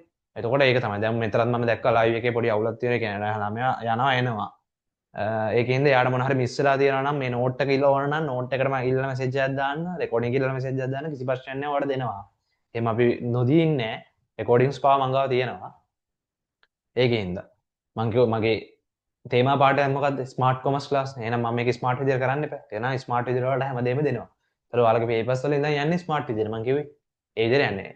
තව ටිකක් අලුත් වෙන්න පුළුවන් පෙබරවාරි වෙනකොට තව ස්මාර්ට් වෙන්න තිරකට තියෙනවා. ඒක තමයි බලමු ඉස්සරහට. හරි. ඒ පාට් එකත් ඉවරයි. හරි එහෙනම් පළවෙනි පැත්ත අපි ඉවර කරලා තියෙන්නේ. එහෙනම් දෙවෙනි පැත්තට තමයි යන්න තියෙන්නේ. දෙවෙනි පැත්තට එන්නකො දැන්. ඔයාලගේ ටියුට් එකේ දෙවෙනි පැත්තට. දෙවෙනි පැත්තේ උඩම තියෙනවා අපේ මොනවද? ව්‍යාපාර අරමුණු අනුව. මට මේ ටියුට් කාලේ දැක්ක මතක් වුණේ මේ. මං හිතන්නේ මේක බලපු අය ඉන්නවද දන්නේ නැහැ. මේක මේ ලෝක ප්‍රසිද්ධ ඉංග්‍රීසි ටීවී සීරීස් එකක්. ටීවී සීරීස් එක කවරයක් දැම්මේ මම. කවර දාන්න හේතුව මේ වලකිස ටීවී සීරීස් ෆිල්ම් පිස්සෙක්. අන්න එහෙම වුණාම තමයි මේ වගේ වැටෙන්නේ. අනේ කැමති නැත්තම් සමාව වෙන්න. මම ඒක දැම්මා ඉතින් දාලා හැදුවා. ටීවී සීරීස් අලුත් ලෝක ප්‍රසිද්ධ ටීවී සීරීස් එක. මේ 2025 ඒක පෙන්වන එක නැවතුවා. ටීවී සීරීස් කියන්නේ දන්නේ නැත්තම් කවුරු හරි ඉන්නවනම් දන්නේම නැත්තම් ටීවී සීරීස් කියන්නේ මොකද්ද කියලා. ඔය සාමාන්‍ය ලංකාවේ ටෙලිනාට්‍ය වගේ පිට රටවල තියෙන දෙයක්. ඉංග්‍රීසි එක. හැබැයි ලංකාවේ ටෙලිනාට්‍ය වගේ අර යන්නේ පළවෙනි ඉනිම දෙවෙනි ඉනිම තුන්වෙනි ඉනිම හතරවෙනි ඉනිම ඒව යන්නේ එහෙම යන්නේ නැහැ. හරිද? සීසන් යනවා සීසන් කියන එක තියෙනවා. හැබැයි ඉනින් යන්නේ මේ එපිසෝඩ් මොනවද? කොටස් 5000 ගණන් 6000 ගණන් එහෙම නැහැ. ඒ ලංකාවේ තමයි මේ සංස්කෘතිය තියෙන්නේ මෙගා ටෙලිනාට්‍ය. බලන්න නැතිනේ අම්මලත් එක්ක බලන කට්ටිය ඇති ඔය. ඔය ගෑනලම එහෙම බලනවා මේ මම දන්නවා. ඔය කාලේ බලනවනේ. මේ මතක ඇතිනේ එන්න මේ ස්ටෝරිස් ආපු කතන්දර තියෙනවනේ. තාම යන ඒවා තියෙනවනේ. යන්නේ 5000 ගණන් ගිහිල්ලා ඒක ඉවර කරලා දෙවෙනි කොටස කියලා ආයි යනවා. එතකොට එපීස් මං හිතන්නේ 10000 ගණන් විතර යනවා. අපි මං හිතන්නේ මං එක ලංකාවේ දැන් යනකොට ටෙලිකාස්ට් වෙන එකක් තිබ්බා මං හිතන්නේ මං 9 10 ඉඳලා වගේ ඉඳන් යනවා. මං කැම්පස් එකේ මං 9 වසර 10 වසර ඉඳන් කාලේ ඉඳලා වගේම යනවා තාම යනවා. ඒ වගේ තමයි. හරිද? මම ඒකත් පොඩ්ඩක් කියලා පටන් ගත්තා. යන් පාඩමට යන්න. කම්මැලි කම යන්න කිව්වේ. ව්‍යාපාර අරමුණු අනුව කොටස් දෙකක් කියලා කියනවා. හිස්තැන් දෙකක් දීලා තියෙනවා. උදාහරණ ටිකක් දීලා තියෙනවා. ඔය ව්‍යාපාර අරමුණු වර්ග දෙක මං කියලා දෙන්නම් ව්‍යාපාර අරමුණු වර්ග දෙක කියන්නේ මොකද්ද කියලා. තමයි බිස්නස් එකක් මොකටද කරන්නේ? අපි බිස්නස් එකක් කරන එකේ අරමුණ මොකද්ද? දැන් ඔයයි මායි බිස්නස් එකක් පටන් ගන්නවා නම් ඔයා මම ඔයයි මායි කියන එක පොඩ්ඩක් ඉන්න බලපුවා ඉන්න කොල්ලෙක් ඉන්නවා එළගිරි ස්ට්‍රේන්ජර් තින්ග්ස් බලපු කොල්ලෙක් ඉන්නවා මේ කොල්ල බලනවා ඉතින් ඔය ගෑනු ළමයි තමයි පොඩ්ඩක් බලන්නේ නැත්තේ මේ සුපිරි ටීවී සීරීස් එක වෙලාවක් හම්බුනොත් බලන්න මං ස්ටොප් ෂෙයා කරන්න මට ඒකත් අමතක වුණා රයිට් හරි ළමයි හරි බ්ලා එක හරි ගියානේ හරි දැන් ඔය බිස්නස් එකක් ගත්තාම ඔයයි මායි ආයි ඔයයි කියන්නේ මුලින් කියන්න එපා ඔයයි ඔයයි කියන එක සාමාන්‍යයෙන් කාටද හුරු නැත්තම් මේ එයා දකුණු පළාත කෙනෙක් නෙමෙයි මම එල්ල දකුණු පළාතේ ඉතින් අර අපි ඔයයි ගන්න ඒ හැටි පිට වෙන හැටි ඔයා මම බිස්නස් එකක් පටන් ගන්නවා නම් මොනවද බලාපොරොත්තු වෙන්නේ බිස්නස් එකක් කරන එකේ ප්‍රධාන අරමුණ මොකද්ද ඔයාට ඕන මට නම් ඕන ලාභේ ඔයාට ඕන මොකද්ද කියන මම දන්නේ මට නම් ඕන ලාභේ මම ලාභ බලාගෙන තමයි බිස්නස් පටන් ගන්නේ හැබැයි ඔයා දන්නවද මේ ලෝකේ ලාභ බලාපොරොත්තු වෙන්නේ නැති බිස්නස් තියනවා කියලා දන්නවද ඒ මොනවද ඒ බලන්න යන්න බොරු නොකිය වගේ ඒ වගේ සීන් එකක් දැන් ඔයාලට තේරෙනවා නම් නෑ බොරු නෙමෙයි ඇත්ත බිස්නස් තියෙනවා ඔයා දන්න හොඳ ආකාරම් බිස්නස් තියෙනවා ලාභ නොලබන ඒවා එහෙනම් බිස්නස් වර්ග දෙකයිනේ මම මේවා අපේ ව්‍යාපාර මං කිව්වා ව්‍යාපාර අපි අඳින්නේ මෙන්න මේ විදිහට පේනවද පේනවා අපි ව්‍යාපාර අඳින්නේ මේ විදිහට හොඳේ අපේ සලකුණු ව්‍යාපාර මේ විදිහට එහෙනම් මම ව්‍යාපාර කොටස් දෙකයි නම් ඔන්න කොටස් දෙක පළවෙනි එක තමයි මං කිව්ව එක හරි ලාභ ලබන ව්‍යාපාර හරිද මෙයා ලාභ ලබනවා අපි මේ ෂෝට් නෝට් මේ ලාභ ලබන ෂෝට් නෝට් කරමු ලාභ ලබන ව්‍යාපාර ලාභ නොලබන ව්‍යාපාර වර්ග දෙකක් තියෙනවා ළමයි දන්නවත් ඇති නොදන්නවත් ඇති ලාභ ලබන ව්‍යාපාර තියෙනවා ලාභ නොලබන ව්‍යාපාර තියෙනවා ලාභ ලබන ව්‍යාපාර මොනවද ලාභ ලබන ව්‍යාපාර කියන්නේ ඔයාට මේ එළියට බැස්සම ඔයාගේ ගෙදරින් ඉන්නට බැස්සම කඩවල් ටිකක් පේනවා නම් ඔය බොහෝමයක් කඩවල් 10ක් ගත්තොත් කඩවල් 9ක්ම ඕකෙන් ලාභ ලබන ව්‍යාපාර තමයි ගමේ කාගේද මේ අර කියන්නේ සොපි නැන්දගේ සිල්ලර කඩේ වගේ අන්න ඒ වගේ සිල්ලර කඩයක් ගත්තත් සිල්ලර කඩේ බලාපොරොත්තු වෙන්නේ ලාභ තමයි ඊට පස්සේ මොකක් හරි අපි පින් ෂොප් එකකට ගියා නම් පින් ෂොප් එක ලාභේ ඊට පස්සේ ටෙලිකමියුනිකේෂන් කමියුනිකේෂන් එකට ගියා නම් ඒකෙත් ලාභේ සැලුන් එකට ගියා නම් සැලුන් එකෙත් ලාභේ මේ ඔක්කොම ලාභ බලාපොරොත්තු වෙන්නේ ඒතර ලාභ ලබන ව්‍යාපාර ඔයාලට අමුතුවෙන් විස්තර කරලා දෙන්න දෙයක් නැහැ ඔයා දන්නවා ලාභ ලබන ව්‍යාපාර කියන්නේ මොකක්ද කියලා හැබැයි ලාභ නොලබන ව්‍යාපාරත් තියෙනවා නම රජය ප්‍රධාන වශයෙන් රජය ලංකාවේ තුතර රජය ලංකාවේ තුතර රජය කියන්නේ ප්‍රධාන භූමිකාවක් කරනවා ප්‍රධාන චරිතයක් රඟපානවා ලංකා රජය කියන එක. ඒතර මේ ලංකා රජය යටතේ තියෙනවා ඔයාලට ඉස්සරහට තුන්වෙනි පාඩමේදී ඉගෙන ගන්න හම්බ වෙනවා දෙපාර්තමේන්තු සංස්ථා රාජ්‍ය සමාගම් මේ වර්ග තුනක්.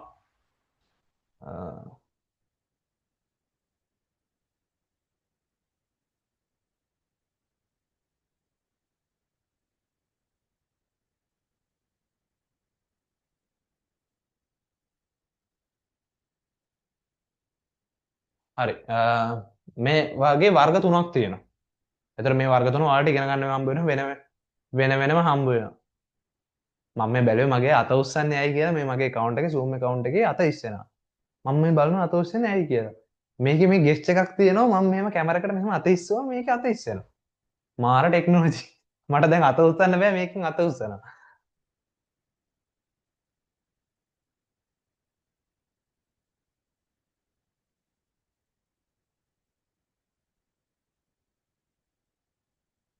හරි. හරි දැන් මම ඩිසේබල් කරා. ඒක දැන් දැක්කේ මම. මේ එතකොට මෙන්න මේ රාජ්‍ය දෙපාර්තමේන්තු රාජ්‍ය සංස්ථා රාජ්‍ය සමාගම් ඕවා ඉගෙන ගන්නවා. ඔය එකකින්වත් ළමයි ඔයාලට එයාලා බිස්නස් කරන්නේ ලාභ බලාපොරොත්තු වෙන්නේ නෙමෙයි. උදාහරණයක් විදිහට ප්‍රධාන වශයෙන් ලාභ බලාපොරොත්තු වෙන්නේ දෙපාර්තමේන්තුව ගත්තන් පස්සේ දුම්රිය දෙපාර්තමේන්තුව. දුම්රිය දෙපාර්තමේන්තුව ඇවිල්ලා ලාභ බලාපොරොත්තු වෙනවද? දැන් ඔයාලට හිතෙන්නේ නැති ඇයි යකෝ සර් ටිකට් එකක් ගන්න එහෙනම්? ටිකට් එකක් ගන්නවා තමයි ළමයි. හැබැයි ටිකට් එකක් ගත්තට ලාභ බලාපොරොත්තු වෙන්නේ නැහැ. ලංකාවේ ඔයාලා දන්නේ නැතුව ඇති ලංකාවේ රජයේ පාඩු ලබන ආයතනයෙන් එකක් තමයි දුම්රිය දෙපාර්තමේන්තුව කියන්නේ. ලාභ නෙමෙයි ඒක පාඩු විඳින්නේ. ඔයාට අර දෙන රුපියල් පොඩි ගානක ටිකට් එක යාලට කොස්ට් එක කවර් කරන්න මදි.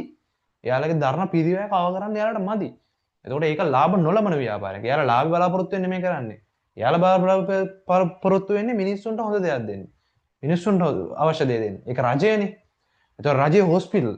රජයේ හොස්පිටල් ගත්තාන් පස්සේ ඕවත් බිස්නස් එක ළමයි. රජයේ හොස්පිටල් එකක් කියන්නේ බිස්නස් එකක්. ඉතින් මේ බිස්නස් එකේ වගේ සල්ලි ගන්නවද? නෑ සල්ලි ගන්නෑ. ඔයක ඔක්කොම නොමිලේනේ කරලා දෙන්නේ. රජයේ පාසල් ගත්තම ඔයාට එක වසරේ ඉඳලා 13 වසර වෙනකන් උගන්වනවා. එකේ ඉඳලා 13 වසර වෙනකන් උගන්වනවා.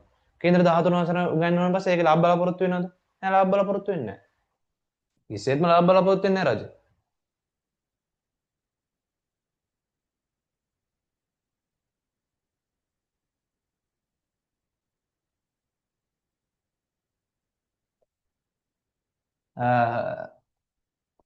ලාභ බලාපොරොත්තු වෙන්නේ නැහැ කිසිසේත් මේ ඉස්කෝලයක් ගත්තම. ඒතකොට ඉස්කෝලෙන් බලාපොරොත්තු වෙන්නේ ඔයා හොඳට ඉගෙන ගන්න. හැබැයි ඕකේ අනිත් පැත්තලා තියෙන්නේ දැන් අපේ ළමයි ඉගෙනගෙන කේන්ද්‍ර 13 ගා ඉස්කෝලේ නැති ඉගෙනගෙන ඊට පස්සේ එනවා කැම්පස් යන සෙට් එක. කැම්පස් යන අයියලා කරලා දන්නවනේ කැම්පස් යන අයියලා මම වගේ කට්ටිය යනවා කැම්පස් වල උගන්වන්නේ මොනවද? රජයේ සල්ලි වලින්. රජයේ විශ්වවිද්‍යාල තියෙනකොට රජයේ විශ්වවිද්‍යාල උගන්වන්නේ රජයේ සල්ලි වලින් අපෙන් 7-5ක්වත් ගන්න නැහැ.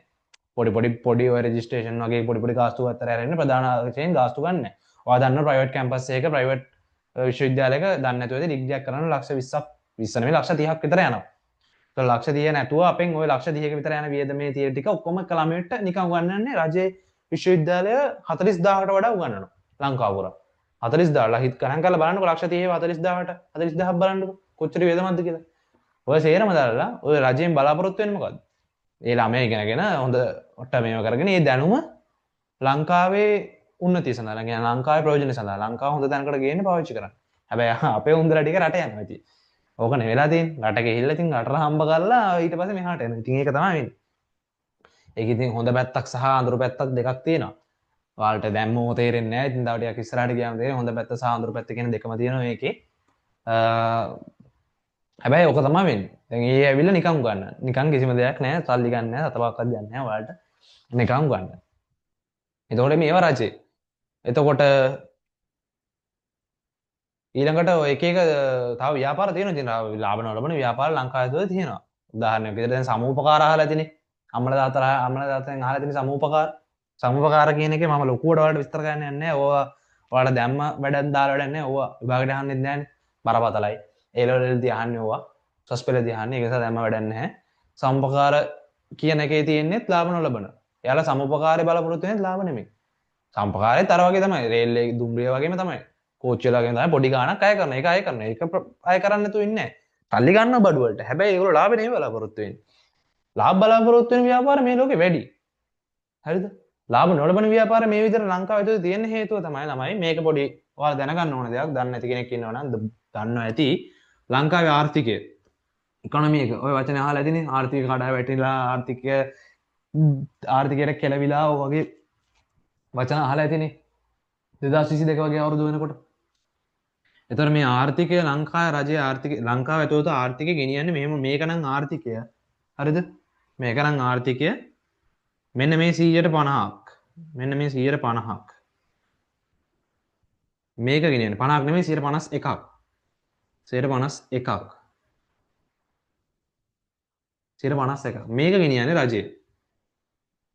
151ක් ගෙනියන්නේ රජය. එතකොට මේ ඉතුරු 149 ඉතුරු 149 ගෙනියන්නේ පෞද්ගලික අංශය. පෞද්ගලික අංශය. එතකොට මේ රජය ඇතුළේ තියෙනවා ලාභ ලබන ව්‍යාපාර. හරිද? රජය ඇතුළේ ලාභ ලබනේම තියෙනවා. ලාභ ලබන නෙමෙයි. මට මේ හරි වචන කියන්න ඕන. ලාභ ලබන නෙමෙයි. ලාභ අපේක්ෂිත ව්‍යාපාර. රජය ඇතුළේ සමහර තැන් තියෙනවා ලාභ අපේක්ෂිතයි. රජය ඇතුළේ හැබැයි බහුතරයක් ලාභ අපේක්ෂිත නැහැ. එයාලා ඉන්නේ මහ ජනතාව වෙනුවෙන් කරන්නේ. මොකද ඕවා හැදලා තියෙන්නේ මහ ජනතාවගේ බදු මුදල් වලින්. බදු සල්ලි වලින් තමයි කියන්නේ. ආමල තාතර කියන්නේ. අපේ බදු සල්ලි වලින් අපිටම කෙලවන්න හදනවා කියලා. බදු සල්ලි වලින් තමයි මේවා වැඩිපුරම දුවන්නේ. ඒතර යාලා ලාභය නෙමෙයි අපේක්ෂා කරන්නේ මිනිස්සයාට හොඳක් කරන්න. මිනිස්සයාගේ ජීවන තත්ත්වය උසස් කරන්න. මිනිස්සයාට හොඳක් කරන්න. ඒතර පෞද්ගලික අංශය නම් ඒ කතන්දර නැහැ කෙලින්ම සල්ලි තමයි. උන්ට නම් ඉතින් සල්ලි උඩින්ම තියාගත්ත බලන් තමයි ඉන්නේ. මරව හරි කොහොම හරි සේවකයන්ගේ මරව වල ටික කරගෙන හරි සල්ලි ටික ගන්න තමයි උන්ට ඕන. ඕක තමයි ලංකාවේ තුල. අපි මේකට කියනවා මිශ්‍ර ආර්ථිකයක් කියලා. මේ අමතර දේවල් මේවා අමතර දේවල් කියන්නේ මේවා ඔයාලට වැදගත්. පේපරේ ඇහුවේ නැතුණාට පේපරේ අහන්න බැරි කමකුත් නැහැ මේවා. ලංකාව ඇතුලේ වෙන දේවල් මේ සිලබස් එකේ නැහැ. මේවා මිශ්‍ර ආර්ථිකයක් මේක.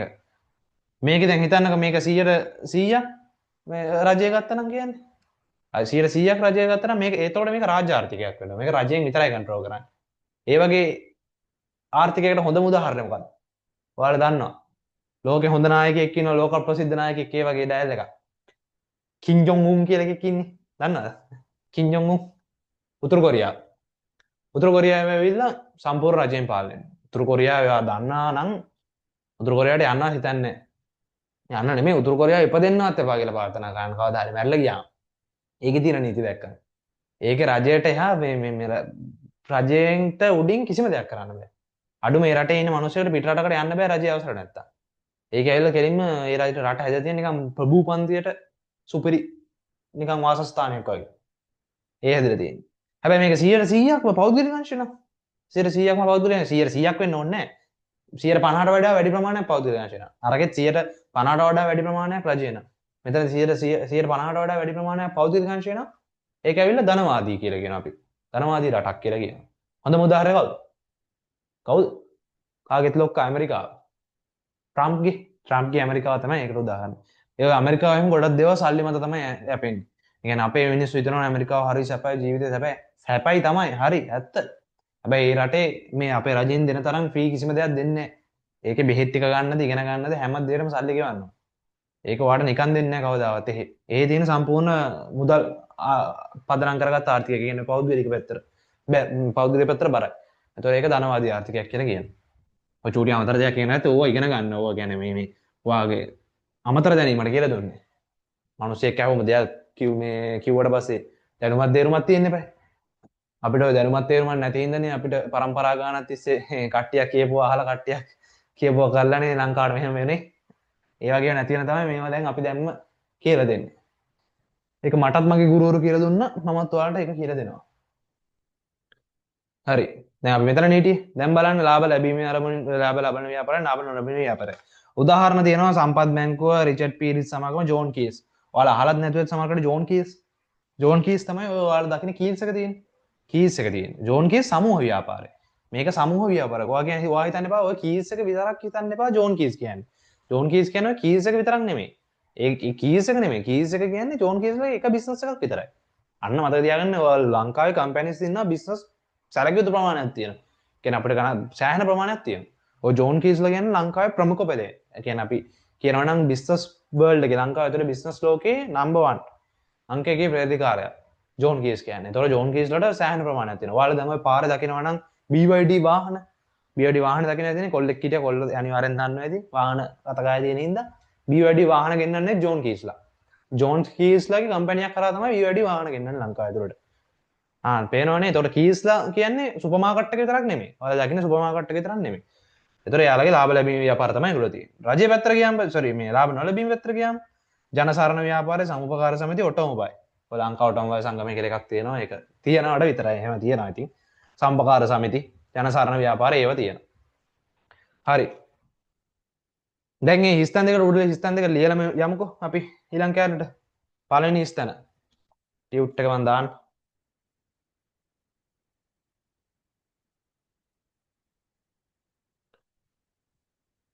හරි.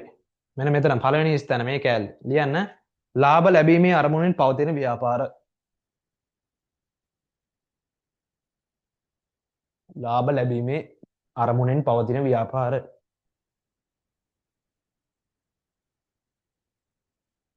ලාභ ලැබීමේ අරමුණෙන් පවතින ව්‍යාපාර. එහා පැත්තේ ලාභ නොලැබීමේ අරමුණෙන් පවතින ව්‍යාපාර. ලාභ නොලැබීමේ අරමුණෙන් පවතින ව්‍යාපාර.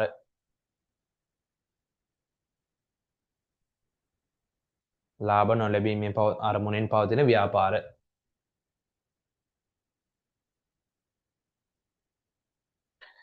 ඊට පස්සේ ඔය ඔක්කොම උදාහරණ වලට කරලා සංගල වරහණක් දාලා තියෙනවනේ. ඔය සංගල වරහණේ ලියන්න ඕන අපි සල්ලි හම්බ කරනවා නම් සල්ලි පස්සෙම දෝරන ලාභ ලැබීම නම් අරමුණ. අපි ඒකට ලස්සන වචනයක් කියනවා වාණිජ්‍ය ව්‍යාපාර. ලියන වාණිජ්‍ය ව්‍යාපාර. ඔයාලා කොතනදී හරි වාණිජ්‍ය ව්‍යාපාර දැක්කොත් වචන දැක්කොත් ඒ කියන්නේ යාළුවා ලාභය තමයි බලන්නේ. වාණිජ්‍ය ව්‍යාපාර.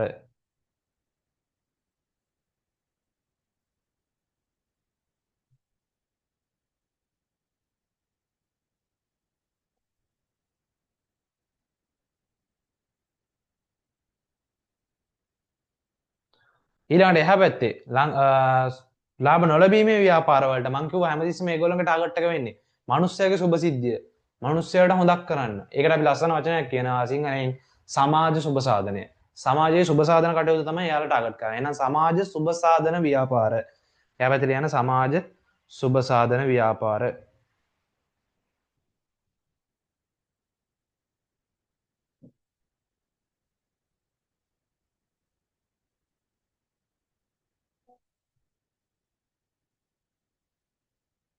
සමාජ සුභ සාධන ව්‍යාපාර.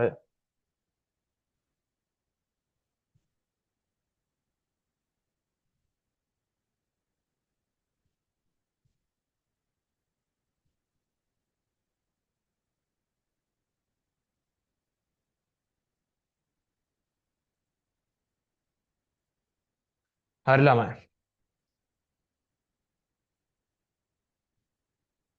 දැන් ඉතුරු පාර්ට් එක. දැන් කියවගෙන යන ඡේදයක් තියෙනවා අපි කියවලා මෙමු. මෙතෙක් කල් කරපු ටික තේරුණාද කියන්නකෝ? මොන හරි ප්‍රශ්න තියෙනවා නම් කියන්න. තේරුණා නම් අත ඔස්සන්නකෝ. ඉන්න මෙම්බර්ස්ලා මෙතෙක් කරපු ටික තේරුණා. හොඳයි. කෙනෙක් ඉන්නවා. 3යි. කො අනිත් එක්කෙනා?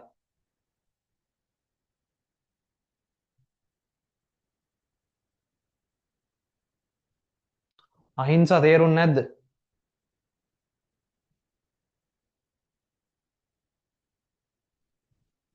අහිංසා අත උස්සන්නේ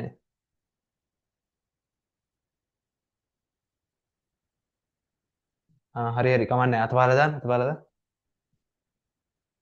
right.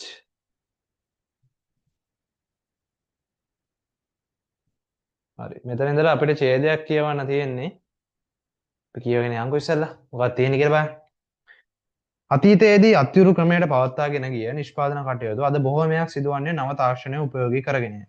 බොහෝ ව්‍යාපාර ගනුදෙනු සිදු කරනුයේ විද්‍යුත් මාධ්‍ය හරහාය. එම නිසා වර්තමානයේදී භාණ්ඩ ඇණවුම් කිරීම, මුදල් ගෙවීම, ප්‍රචාරණය ආදී ඕනෑම කටයුත්තක් විද්‍යුත් මාධ්‍ය හරහා ඉක්මනින් හා පහසුවෙන් ඉටු කර ගැනීමට හැකි වී තිබේ. ඇත්ත. මේ කියන ඡේදේ කතාව සම්පූර්ණ ඇත්තනේ.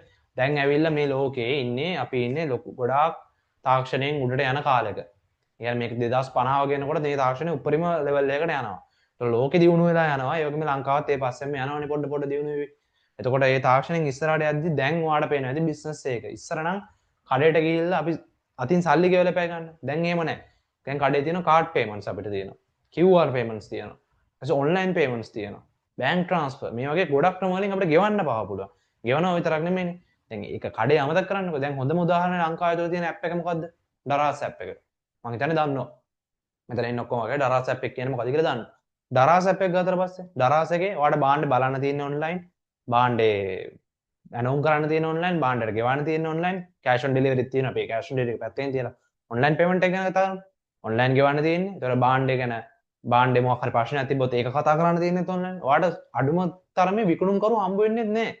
ඒ කියන්නේ ඔයාලට අඩුම ගානේ විකුණන කෙනා සෙලර් අපි කියන්නේ සෙලර් කියලානේ කියන්නේ. සෙලර්ව හම්බ වෙන්නේවත් නැහැ. ඔක්කොම මාර්ගගත ක්‍රමයට යන්නේ. කියන්නේ අද බිස්නස් එක අද වෙනකොට බිස්නස් එක ඒ තැනට දියුණු වෙලා තියෙන්නේ. ඔය ලංකාවේ ඩරාස් වුණාට ලෝක ප්‍රසිද්ධ වෙබ්සයිට් එක තමයි ඔකට තියෙන්නේ Amazon කියන්නේ. Amazon Prime කියන්නේ Amazon එකේ ෆිල්ම් වගේ පෙන්වන ඔය Netflix වගේ එකක්. Amazon කියලා වෙනම වෙබ්සයිට් එකක් තියෙනවා. Amazon කියන්නේ ඔය සේරම බයි කරන්න පුළුවන් ලෝකේ තියෙන ඉහළම පෙළේ වෙබ්සයිට් එකක්. අනිත් එකක් තමයි චීනේ තියෙන එක තමයි Alibaba. alibaba.com නැත්නම් AliExpress කියලා කියන්නේ අපි. ඒක නම් ලංකාවටත් තියෙනවනේ. ඔය දෙකම ලංකාවට තියෙනවා. අර Amazon කියන එකේ සාමාන්‍යයෙන් ටිකක් උඩ තැනක තියෙන්නේ. Amazon එකේ අයිතිකාරය තමයි මතක ඇති මෑත කාලෙක උඩට එනවා යටට එනවා. හිටියේ ජෙෆ් බෙසෝස් කියලා. එයා තමයි ලෝකේ මිලියන ලෝකෙ වැඩිම සල්ලිකාරයන්ගේ ලිස්ට් එකේ උඩ යට එනවා. එකට යනවා, දෙකට එනවා, තුනට එනවා, ආයෙකට යනවා, ඔහොම හිටියේ. හරි. ඒ වගේ පේනවනේ බිස්නස් කොච්චර දුරට උඩට ගිහිල්ලාද කියන එක පේනවා එතනින්. ඒතකොට එයාට ඒකේ අයිතිකාරයාට ලෝකේ වැඩිම සල්ලි වැඩිම පුද්ගලයා වෙන්න කියන්නේ ලෝකෙ තමන්ගේ වත්කම් වැඩිම පුද්ගලයා වෙන්න පුළුවන් මට්ටමට බිස්නස් එකක් තියනවා කියන්නේ. තේරෙනව නේද? තාක්ෂණය උපයෝග කරගෙන කොච්චර ඉස්සරහට ගිහිල්ලාද කියලා. ඒව තිබ්බේ මේව ඩරාස්සරේ මේ එන්න සෑහෙන්න කලින් හරිද? ඒ කියන්නේ මේ ලෝකේ ඉස්සරහට ගොඩාක් ඉස්සරහට ඉක්මනින් යනවා. ලංකාව ටිකක් පස්සෙන් යන ඉතින් පරක්කු වෙලා ලංකාවේ හැටින් ඉතින්.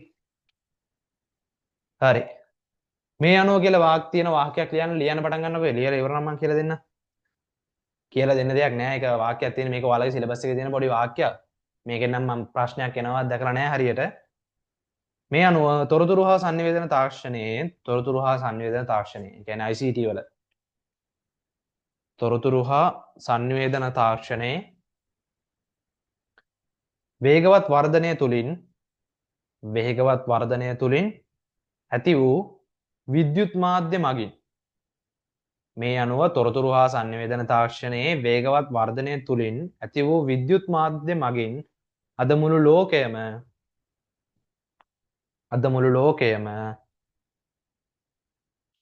විශ්ව ගම්මානයක් බවට පත්වී ඇත. තොරතුරු හා සංනිවේදන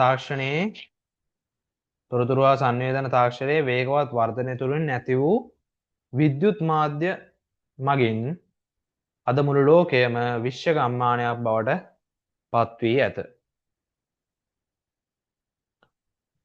ඔය කියන්නේ ඉතින් විශ්ව ගම්මානයක් කියලා වචනයක් දෙලා තියෙනවා. ඉතින් අද තොරතුරු ICT වල වේගවත් වර්ධනයේ හින්දා අද ඉතින් ලෝකේ ගොඩාක් ඉස්සරහට ගිහිල්ලා තියෙන. ඒ වගේම තමයි බිස්නස් උත් සෑහෙන මට්ටමකින් ඉස්සරහට ගිහිල්ලා තියෙන්නේ දැන්.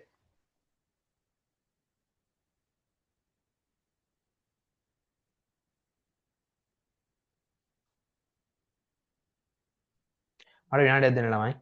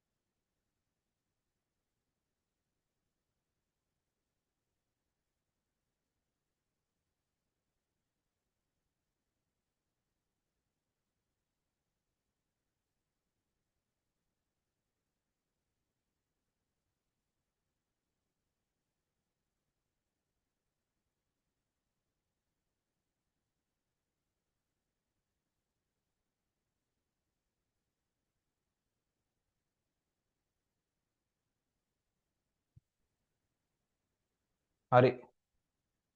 හරි යන් අපි ඊළඟ පාර්ට් එකට යන්. දැන් එනවා දැන් අපි කතා කර හිටපු පාර්ට් එකට එනවා. දැන් තාක්ෂණය සම්බන්ධ වුණානේ. දැන් තාක්ෂණය ගැන කියාගෙන ආවා.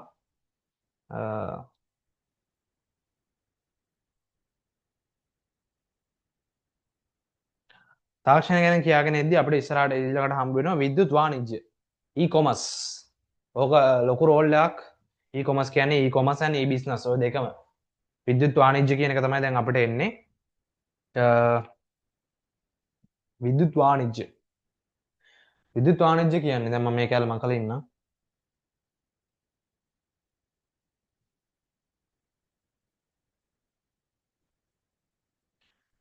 නමේම තියෙනවනේ විද්‍යුත් වාණිජ්‍ය කියලා. ඒතකොට විද්‍යුත් කෑල්ල එනවා නම් අනිවාර්යෙන් ඔයාලා දැනගන්න ඕන අන්තර්ජාලය සම්බන්ධ වෙනවා. ඒක සරල දෙයක්. කාට වුණත් තේරෙනවා විද්‍යුත් කියන කෑල්ල ආවොත් උතන අන්තර්ජාලය සම්බන්ධ වෙලා තමයි වැට් ටික වෙන්නේ. එහෙනම් අන්තර්ජාලය සම්බන්ධ වෙලා තමයි ඔගේ වැට් ටික යන්නේ. එහෙනම් විද්‍යුත් වාණිජ්‍ය කියන්නේ අන්තර්ජාලය සාට සම්බන්ධ වෙලා මේ ලියන්න දෙයක් නැහැ. අන්තර්ජාලයත් එක්ක සම්බන්ධ වෙලා ඔයා විකිණීම මිලට ගැනීම කරන කටයුතු කරන එක තමයි විද්‍යුත් වාණිජ්‍ය කියන්නේ සරලවම. ඔයා මොකක් හරි දෙයක් විකුණනවා නම් අන්තර්ජාලය ඔස්සේ ඔයා මොකක් හරි දෙයක් මිලට ගන්නවා නම් අන්තර්ජාලය ඔස්සේ අන්න ඒක තමයි අපි හඳුන්වන්නේ විද්‍යුත් වාණිජ්‍ය කියලා. ලියන්න ගිහලා ස්ථානයේ දැන් එහෙනම් විද්‍යුත් වාණිජ්‍ය කියන්නේ මොකක්ද කියලා දැන් ඔය විද්‍යුත් වාණිජ්‍ය කියන දරන නිර්වචනය පාඩම් කරන විදිය තමයි ඒක. පළවෙනි ස්ථාන ටිකේ ලියන්න. මිලට ගැනීම විකිණීම මිලට ගැනීම ලොකු දෙයක් නෑ ළමයි මේක චූටි නිර්වචනයක්. නිකන් බොරුවට මේ වෙන්න එපා නිකන් බය වෙන්න එපා ඒක දැකලා.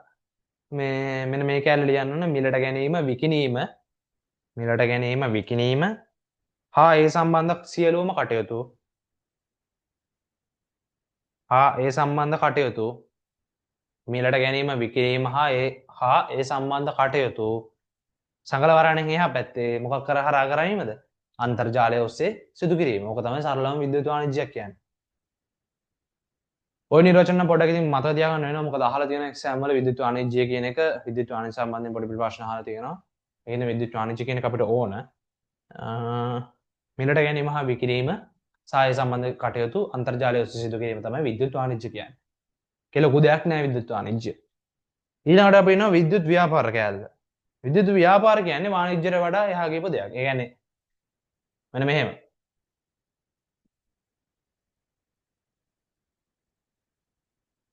මෙන්න මේක නම් විද්‍යුත් වාණිජ්‍ය කියන්නේ. විද්‍යුත් වාණිජ්‍ය කියන්නේ මේක තමයි විද්‍යුත් ව්‍යාපාර කියන්නේ.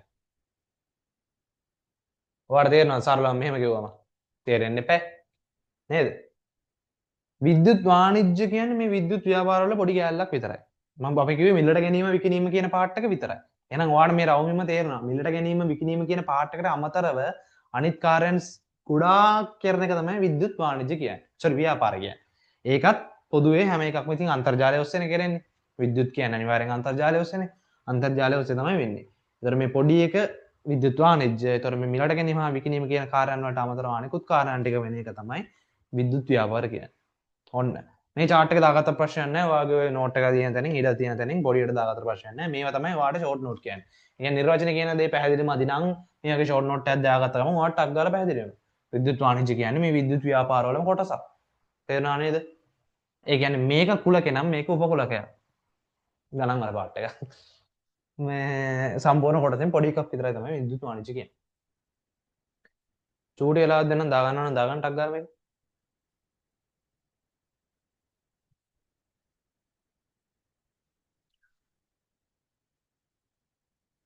කියන ඔයාගේ අයිඩියා එකක් තියෙන්න ඕන විද්‍යුත් වාණිජ්‍ය විද්‍යුත් ව්‍යාපාර වලින් වෙනස් වෙන්නේ කොහොමද?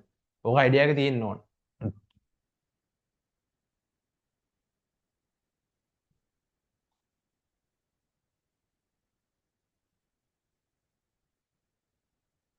දැන් විකිණීමයි මිලට ගැනීමයිනේ මේකේ තිබ්බේ. විද්‍යුත් වාණිජ්‍ය නිර්වචන ලියද්දී දැක්ක විකිණීම සහ මිලට ගැනීම තමයි මේකේ තිබ්බේ. ඒතර විකිණීම සහ මිලට ගැනීම විතරයි නම් මේකේ තියෙන්නේ. ඔයාලා දන්නවා අනිවාර්යයෙන්ම මේ කෑල්ලේ ඊට වඩා දේවල් ටිකක් තියෙන්න ඕන. එහෙනම් ඔය නිර්වචනය හැදෙන්නේ මොකද්ද? විකිණීම හා මිලට ගැනීමට අමතරව මොනවද තව තියෙන්නේ? මුදල් ගෙවීම, ප්‍රවර්ධනය අනිත් මොනවද? මුදල් ගෙවීම, ප්‍රවර්ධනය සහ බෙදා හැරීම කියන සේරම මාර්ගගත ක්‍රමයට වෙනවා නම් තමයි කියන්නේ මාර්ගගත කියන්නේ අන්තර්ජාලය හරහාමද වචනේ කියන්නේ මාර්ගගත කියන වචනේ තේරුම අන්තර්ජාලය හරහා. විකිණීම, මිලට ගැනීම, මුදල් ගෙවීම, ප්‍රවර්ධනය, බෙදා හැරීම ආදී සියලුම කටයුතු අන්තර්ජාලය ඔස්සේ සිදු වෙනවා නම් ඒකට කියනවා විද්‍යුත් ව්‍යාපාර. සරලවම මම කිව්වා Amazon එක, Daraz එක, AliExpress මේ ඔක්කොම විද්‍යුත් ව්‍යාපාර. විද්‍යුත් ව්‍යාපාර වෙන්නේ ඇයි? මිලට ගැනීම විකිණීම ඔක්කොම වෙන්නේ වාණිජ්‍ය අන්තර්ජාලය හරහා. මුදල් ගෙවීමත් අන්තර්ජාලය හරහා පුළුවන්. ප්‍රවර්ධනය කියන්නේ මොකද්ද? ප්‍රවර්ධනය කියන සිංහල තේරුම ප්‍රවර්ධනය කියන එක තේරුම ඕක කිව්වට තේරෙන්නේ නැහැ. කියන්නේ ප්‍රවර්ධනය කියන වචනේ නිකන් පොඩ්ඩක් අවුල්ලාගෙන ඉංග්‍රීසි වලින් කිව්වොනම් ඇඩ්වර්ටයිසින්. නැත්තම් මාකටිං.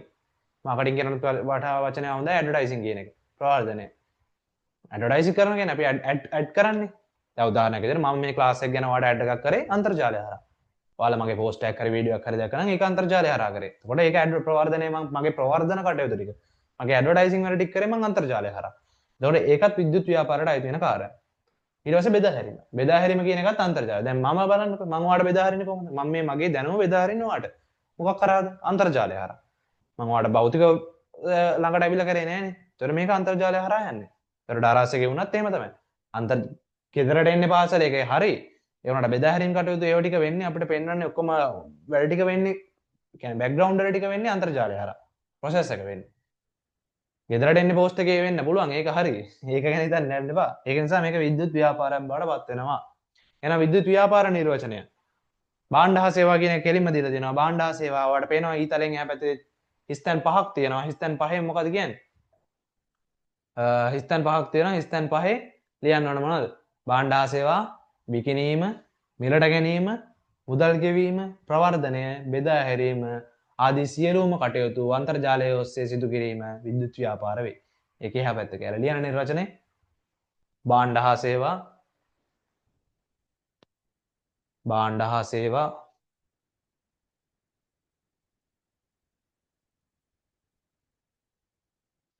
භාණ්ඩ හා සේවා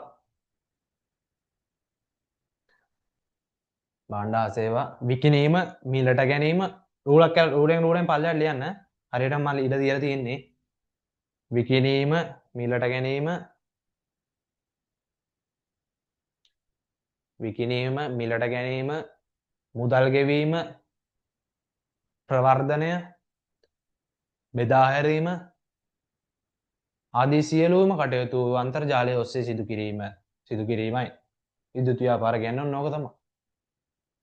එතකොට මේකට අලුතෙන් ඇඩ් වුණේ විද්‍යුත් වාණිජ්‍යට අමතරව මුදල් ගෙවීම බෙදා හැරීම ප්‍රවර්ධනය. ඔය ටික තමයි අලුතෙන් ඇඩ් වුණේ. ඔය කැලේ විද්‍යුත් වාණිජ්‍ය වෙන්නේ නැහැ. මම කියවනේ මේ විද්‍යුත් වාණිජ්‍ය කියන්නේ මිලට ගැනීමයි විකිණීමයි විතරයි. මේකට ආවම අර කැලලත් එනවා. එහෙනම් ආයි නිර්වචන කියන්න මාත් එක්ක. ඔය ඉස්සරහ ලියලා කට්ටියත් උසන්නකො. ලියලා ඉවරයි.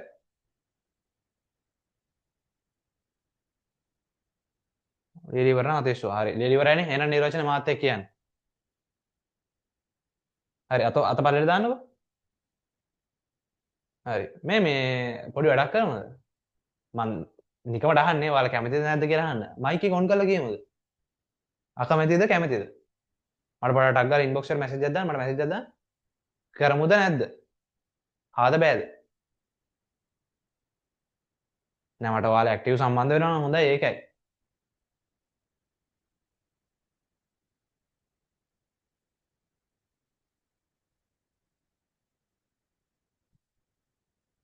අනේ මැසේජ් දාන්න බය වෙන්න එපා ළමයි.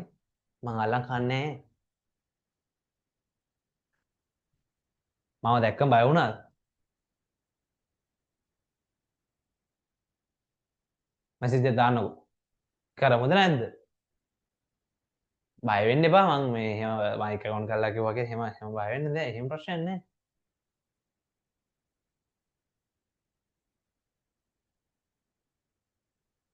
මං නැත්නම් නම කියලා කියන්නේ කියලා.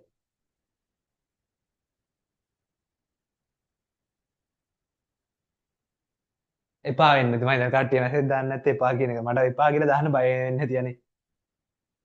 හරි. ඕනේ ඕනේ. එහෙනම් කියමු නිර්වචනය මම ගෙදරදී කියනවා කියලා විශ්වාස කරනවා එහෙනම්. කියමු එහෙනම් නිර්වචනය. භාණ්ඩ හා සේවා විකිණීම දැන් ඔයාලට පේනවනේ මං කියන අපිට නැත්තම් මං කියන විදිය තේරෙනවනේ මං කියන විදිය. මම කඩ කියන්නේ නිර්වචන කඩ කියන්නේ. අන්න එහෙම අපි නිර්වචන පාඩම් කරන්නේ. එතකොට මේ කටපාඩම් කරනවනේ මේ හොඳේ. භාණ්ඩ හා සේවා විකිණීම මිලට ගැනීම බෙදා හැරීම ප්‍රවර්ධනය අමතකුණා.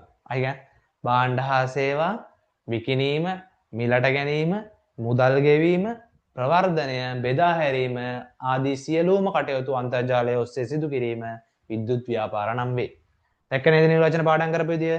කොටස් වලින් නිර්වචන පාඩම් කරන්නේ. මේව තමයි අපි ඔයාලට කියන්නේ මම මේ දාලා තියෙන වගේ නිර්වචන වැල්ලට අරන් නැහැ. කෙලින්ම නිර්වචන කී පොයින්ට්ස් ටික.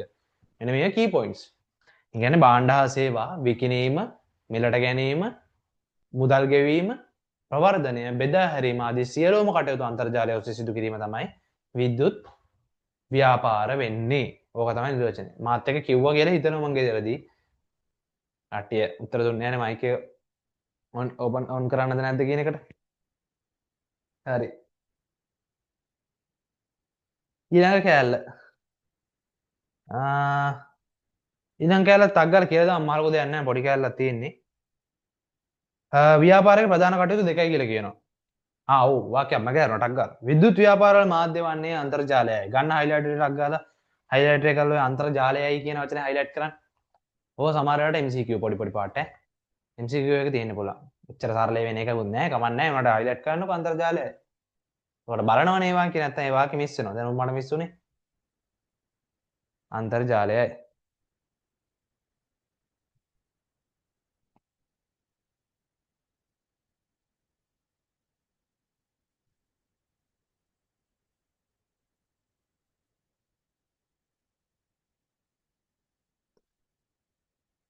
අනිත් එක තමයි මම නිර්වචන ඔයාලට හැමතිස්සෙම කියන්නේ ඔයාගේ කටහඬ ඔයාට ඇහුනොත් තමයි මතක හිටින්නේ. දැන් ඔයා හිතනවා ඇති සමහරකට මම නිශ්ශබ්දව පාඩම් කරන කෙනෙක් මට හිතින් කියවලා පාඩම් කරන්න පුළුවන්. හරි ඒ ඔයා පාඩම් කරන විදියනේ. මං කියන්නේ මේ වෙලාවේදී ඔයා කියන්න ඕන. ඔයා කිව්වට පස්සේ තමයි ඔයාට ඒ නිර්වචන කටට හුරු වෙන්නේ. කට හුරු වුණ ගමන් ඔයාට ඔටෝමැටිකලි නිර්වචන ගලාගෙන එන්න පටන් ගන්නවා. ඒකෙන්ද ඔයා කියන්නේ නැතුව ඉන්නවා කියන්නෙම ඔයා ඒ භාගයට තව ඔයාට ගන්න තියෙන ලකුණක් අඩු කරගන්න එක තමයි. ඒකෙන්ද හැමතිස්සෙම කියන්නේ. කියලා පුරුදු වෙන කියන්න. කටින් කියද්දි ඔයාට ඔයක ඔයාටම තමයි ඒකේ වාසිය තියෙන්නේ. හරි. ව්‍යාපාරයක ප්‍රධාන කටයුතු දෙකක් කියලා තියෙනවා. මිනිස් අවස්ථා හා උම සමාවෙන්න. ව්‍යාපාරයක ප්‍රධාන කටයුතු දෙකයි. හිස්තැන් දෙකක් තියෙනවානේ. ඒ හිස්තැනේ පළවෙනි එකට ලියන්න මිනිස් අවශ්‍යතා හා උවමනා සපුරාලීම. මිනිස් අවශ්‍යතා හා උවමනා සපුරාලීම. දෙක සම්පත්වලට අගයක් එක් කිරීම. සම්පත්වලට අගයක් එක් කිරීම. පළවෙනි එක මිනිස් අවශ්‍යතා හා උවමනා සපුරාලීම.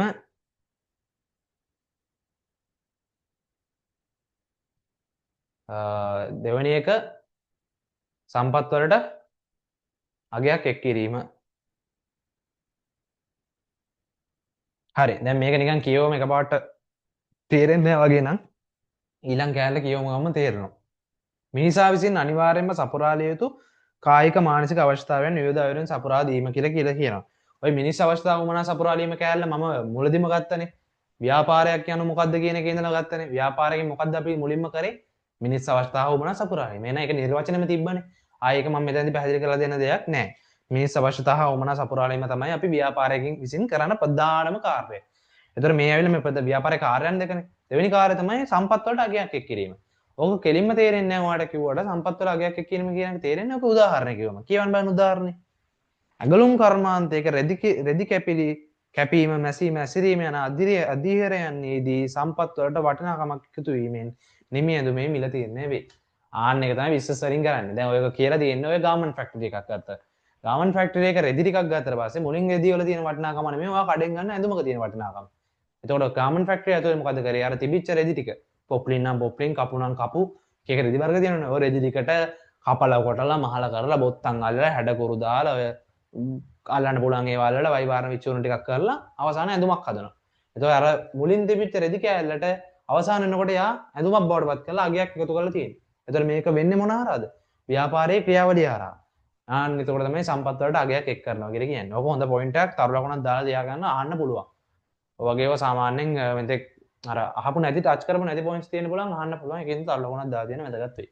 ඒක ඔයා දැනගෙන ඉන්න ඕන දෙයක්.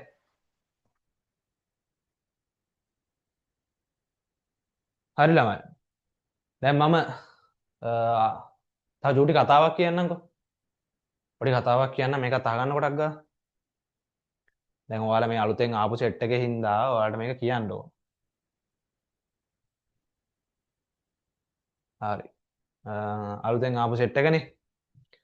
අලුතෙන් ආපු සෙට් එක අපේ අලුත් සෙට් එක දැන් 9න් 10ට යන්නේ.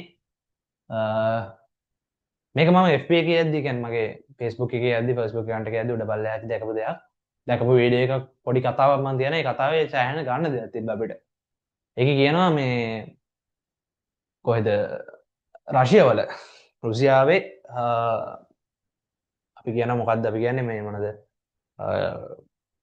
රුසියාව වැඩ කරනවා මේ දුම්රිය දෙපාර්තමේන්තුවක වැඩ කරන එකේ එක මිනිස්සෙක් වැඩ කරන මිනිස්සෙක් ෆ්‍රීසර් කන්ටේනර් අනිත් ෆ්‍රීසර්ස් තියෙනවානේ සමහර ෆ්‍රීසර්ස් තියෙනවා. ඒ කියන්නේ ඒ රටවල් වලට ගැලපෙන්න තියෙනවා.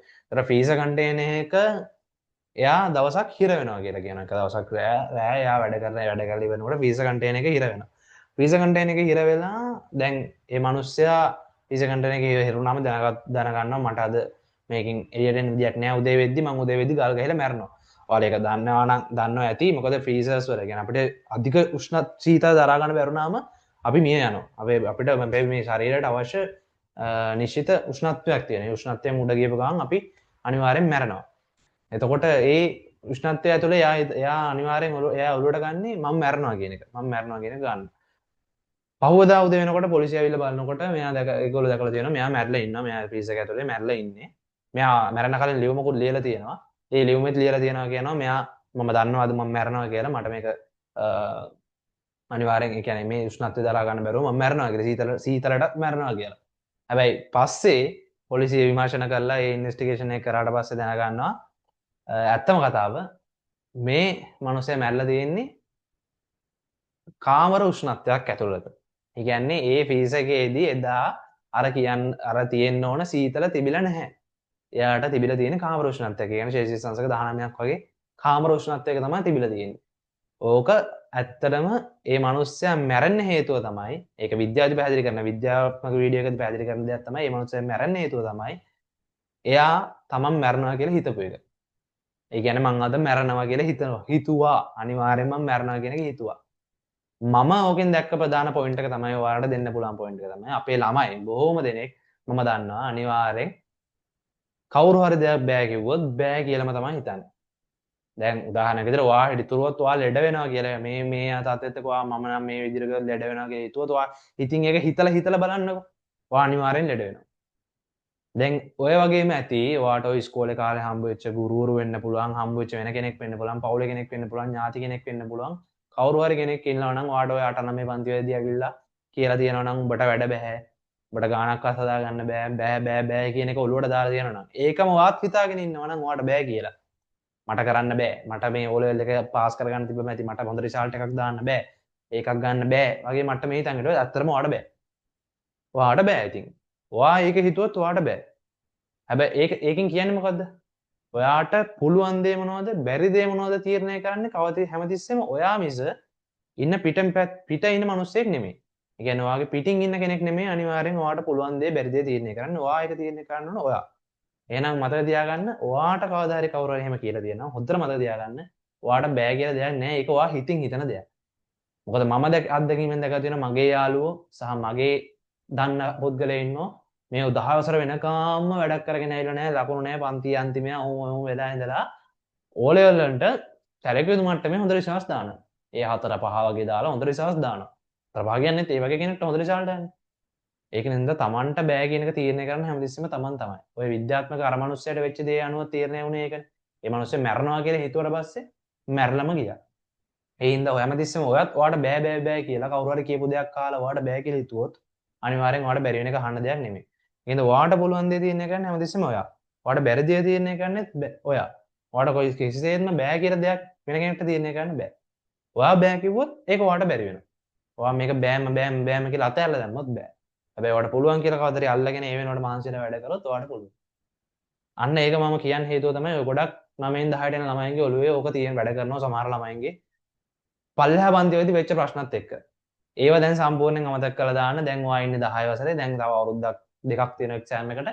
මේ අවුරුද්ද දෙක ඇතුළත සුපිරියට මහන්සි වෙලා ඔයා අර කිව්ව නේද ඔයාට බෑ කියපු සෙට් එකේ ඉන්නේ. අන්න ඒ සෙට් එකට කටවල් වැහෙන්න රිදෙන්න ඔයාගේ වැඩ ටික පෙන්වන්න මතක තියාගන්න. හැමතිස්සෙම බෑ කියලා එකක් නෑ පුළුවන්. මතක තියාගන්න ඒ තමන්ට පුළුවන් දේ බැරි දේ තීරණය කරන්න තමන්. ඒක නිසා ඒ ජජ්මන්ට් එක වෙන කාටවත් දෙන්න මම තියාගන්න එපා. ඒක තමන්ම තමයි තමන් තීරණය කරන්නේ. ඒක මේ වෙන කවුරුවත් තීරණය කරන්න පුළුවන් එකක් නෙමෙයි. ඒක තමන්ගේ තීරණයක්. හරි. ඒකත් ඔළුවේ තියාගෙන මේ අලුත් විදියට වැඩ පටන් ගන්න. දැන් අද දවසට මම කරන්න ඕන ටික කරලා ඉවරයි. අපි pages දෙකක් ඉවර කරා. මම තාමත් ඕපන් යන්නේ මේක ඔයාලගේ යාළුවෝ කවුරු හරි ඉන්නවා නම් අනේ සම්බන්ධ කරන්න. මේ කොමර්ස් කියන එක හරියට කරගන්න. මොකද මේ අවුරුද්දේ හරියට කරගත්තේ නැත්නම් 11 වසරේ සෑහෙන්න මාන්සි වෙනවා. දැන් 11 ඉලක්කටත් මම හෙට පටන් ගන්නවා. හැබැයි ඒගොල්ලන්ට වැඩ වැඩි. ඒගොල්ලන්ට සාමාන්‍ය මට්ටමෙනුත් වැඩ වැඩි යනවා. ඒ කියන්නේ ආඩ papers MCQ හැමතිස්සෙම වැඩ වැඩියෙන් යනවා. මොකද තව අවුරුද්දයිනේ ඒගොල්ලන්ට තියෙන්නේ. අවුරුද්දකුත් නෑනේ මාස 11නේ තියෙන්නේ. ඒතකොට ඒගොල්ලන්ට වැඩිපුර වැඩ යද්දී හිතන්නකෝ 10 වසර ටිකත් එයාලා අවුල් කරගෙන ඉන්න. ඒතකොට එයා 10 වසර ටිකත් මහන්සි වෙන්න එපා. ඒ කියන්නේ දැම්ම කියන්නේ ඔයාලගේ යාළුවන්ට ඒ වැඩේ කරගන්න නැතුව 10 වසර පිස්සු කෙරෙන්නේ නැතුව මේ වැඩේට සම්බන්ධ වෙන්න දැනුවත් කරන්න. දැන් මම මේ ගෲප් එකේ හිටපු කට්ටියන්ටත් කියන්න ඕන සම්බන්ධ වෙන්නේ නැහැ. ගෲප් එකේ ඉන්නවා විතරයි. ඉතින් ඒක අපරාධයක්. හැබැයි මම මේ රෙකෝඩින් එක දානවා එයාලටත්. හැබැයි ඒගොල්ලන්ට මම මුල කියපු රෙකෝඩින් එක නැහැ. මොකද මට රෙකෝඩින් ගන්න බැරි වුණා. ඒක නැහැ. අනිත් අයට රෙකෝඩින් එක දානවා. ඔයාලටත් රෙකෝඩින් එක බලන්න පුළුවන් අවශ්‍ය නම් ආපහු. අනිවාර්යෙන් ලබන ඉරිද ලබන සෙනසුරාදා සම්බන්ධ වෙන්න. මේ රෙකෝඩින් දෙනවා කියලා නැහැවිත් ඉන්න එපා. එහෙම ඉල්ලන අයට දෙන්නේ නැහැ. හොඳේ. දැන් මේ සතියේ මේක දාන්න අද ළමයි අඩු හින්දා. දාලා මම කියනවා ඉදිරියට සම්බන්ධ වෙන්න මේක රෙකෝඩින් ප්‍රශ්නේ රෙකෝඩින් දෙන්න ගත්තොත් ළමයි සම්බන්ධ වෙන්නේ නැහැ. එහෙම ප්‍රශ්නකුත් තියෙනවා. මට ඕන මේ සහභාගීත්වය තමයි ඕන ළමයි. මේ ළමයි සහභාගී වෙන්න තමයි මට ඕන. එහෙනම් මං හිතනවා අද වැඩේ හොඳට ගියා කියලා.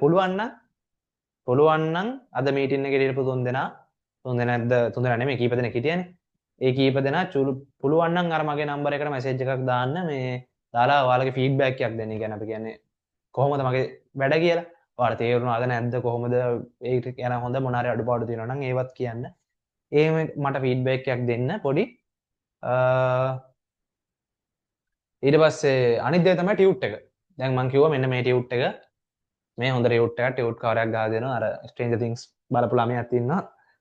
උඩන් ආසවේ වැඩේට මෙන්න මේ ටියුට් එක ඕන අය දාන්න WhatsApp message එකක් මට නම ටෙලිෆෝන් නම්බර් එක ඇඩ්‍රස් එක. ඒක දාලා තියන්න මං ඔයාලට වන්නල් ලබන සතියේ වෙදී ටියුට් එක ඔයාලා ගෙදරටම මං ගෲප් එකට message එකක් දාන්නම්. දාලා තියන්න මට message එකක් අනිවාර්යෙන් inbox එකට දාලා තියන්න. එහෙනම් මම පටන් ගන්නකොට ආයිබෝන් කියලා පටන් ගත්තේ ඔයාලට. හැබැයි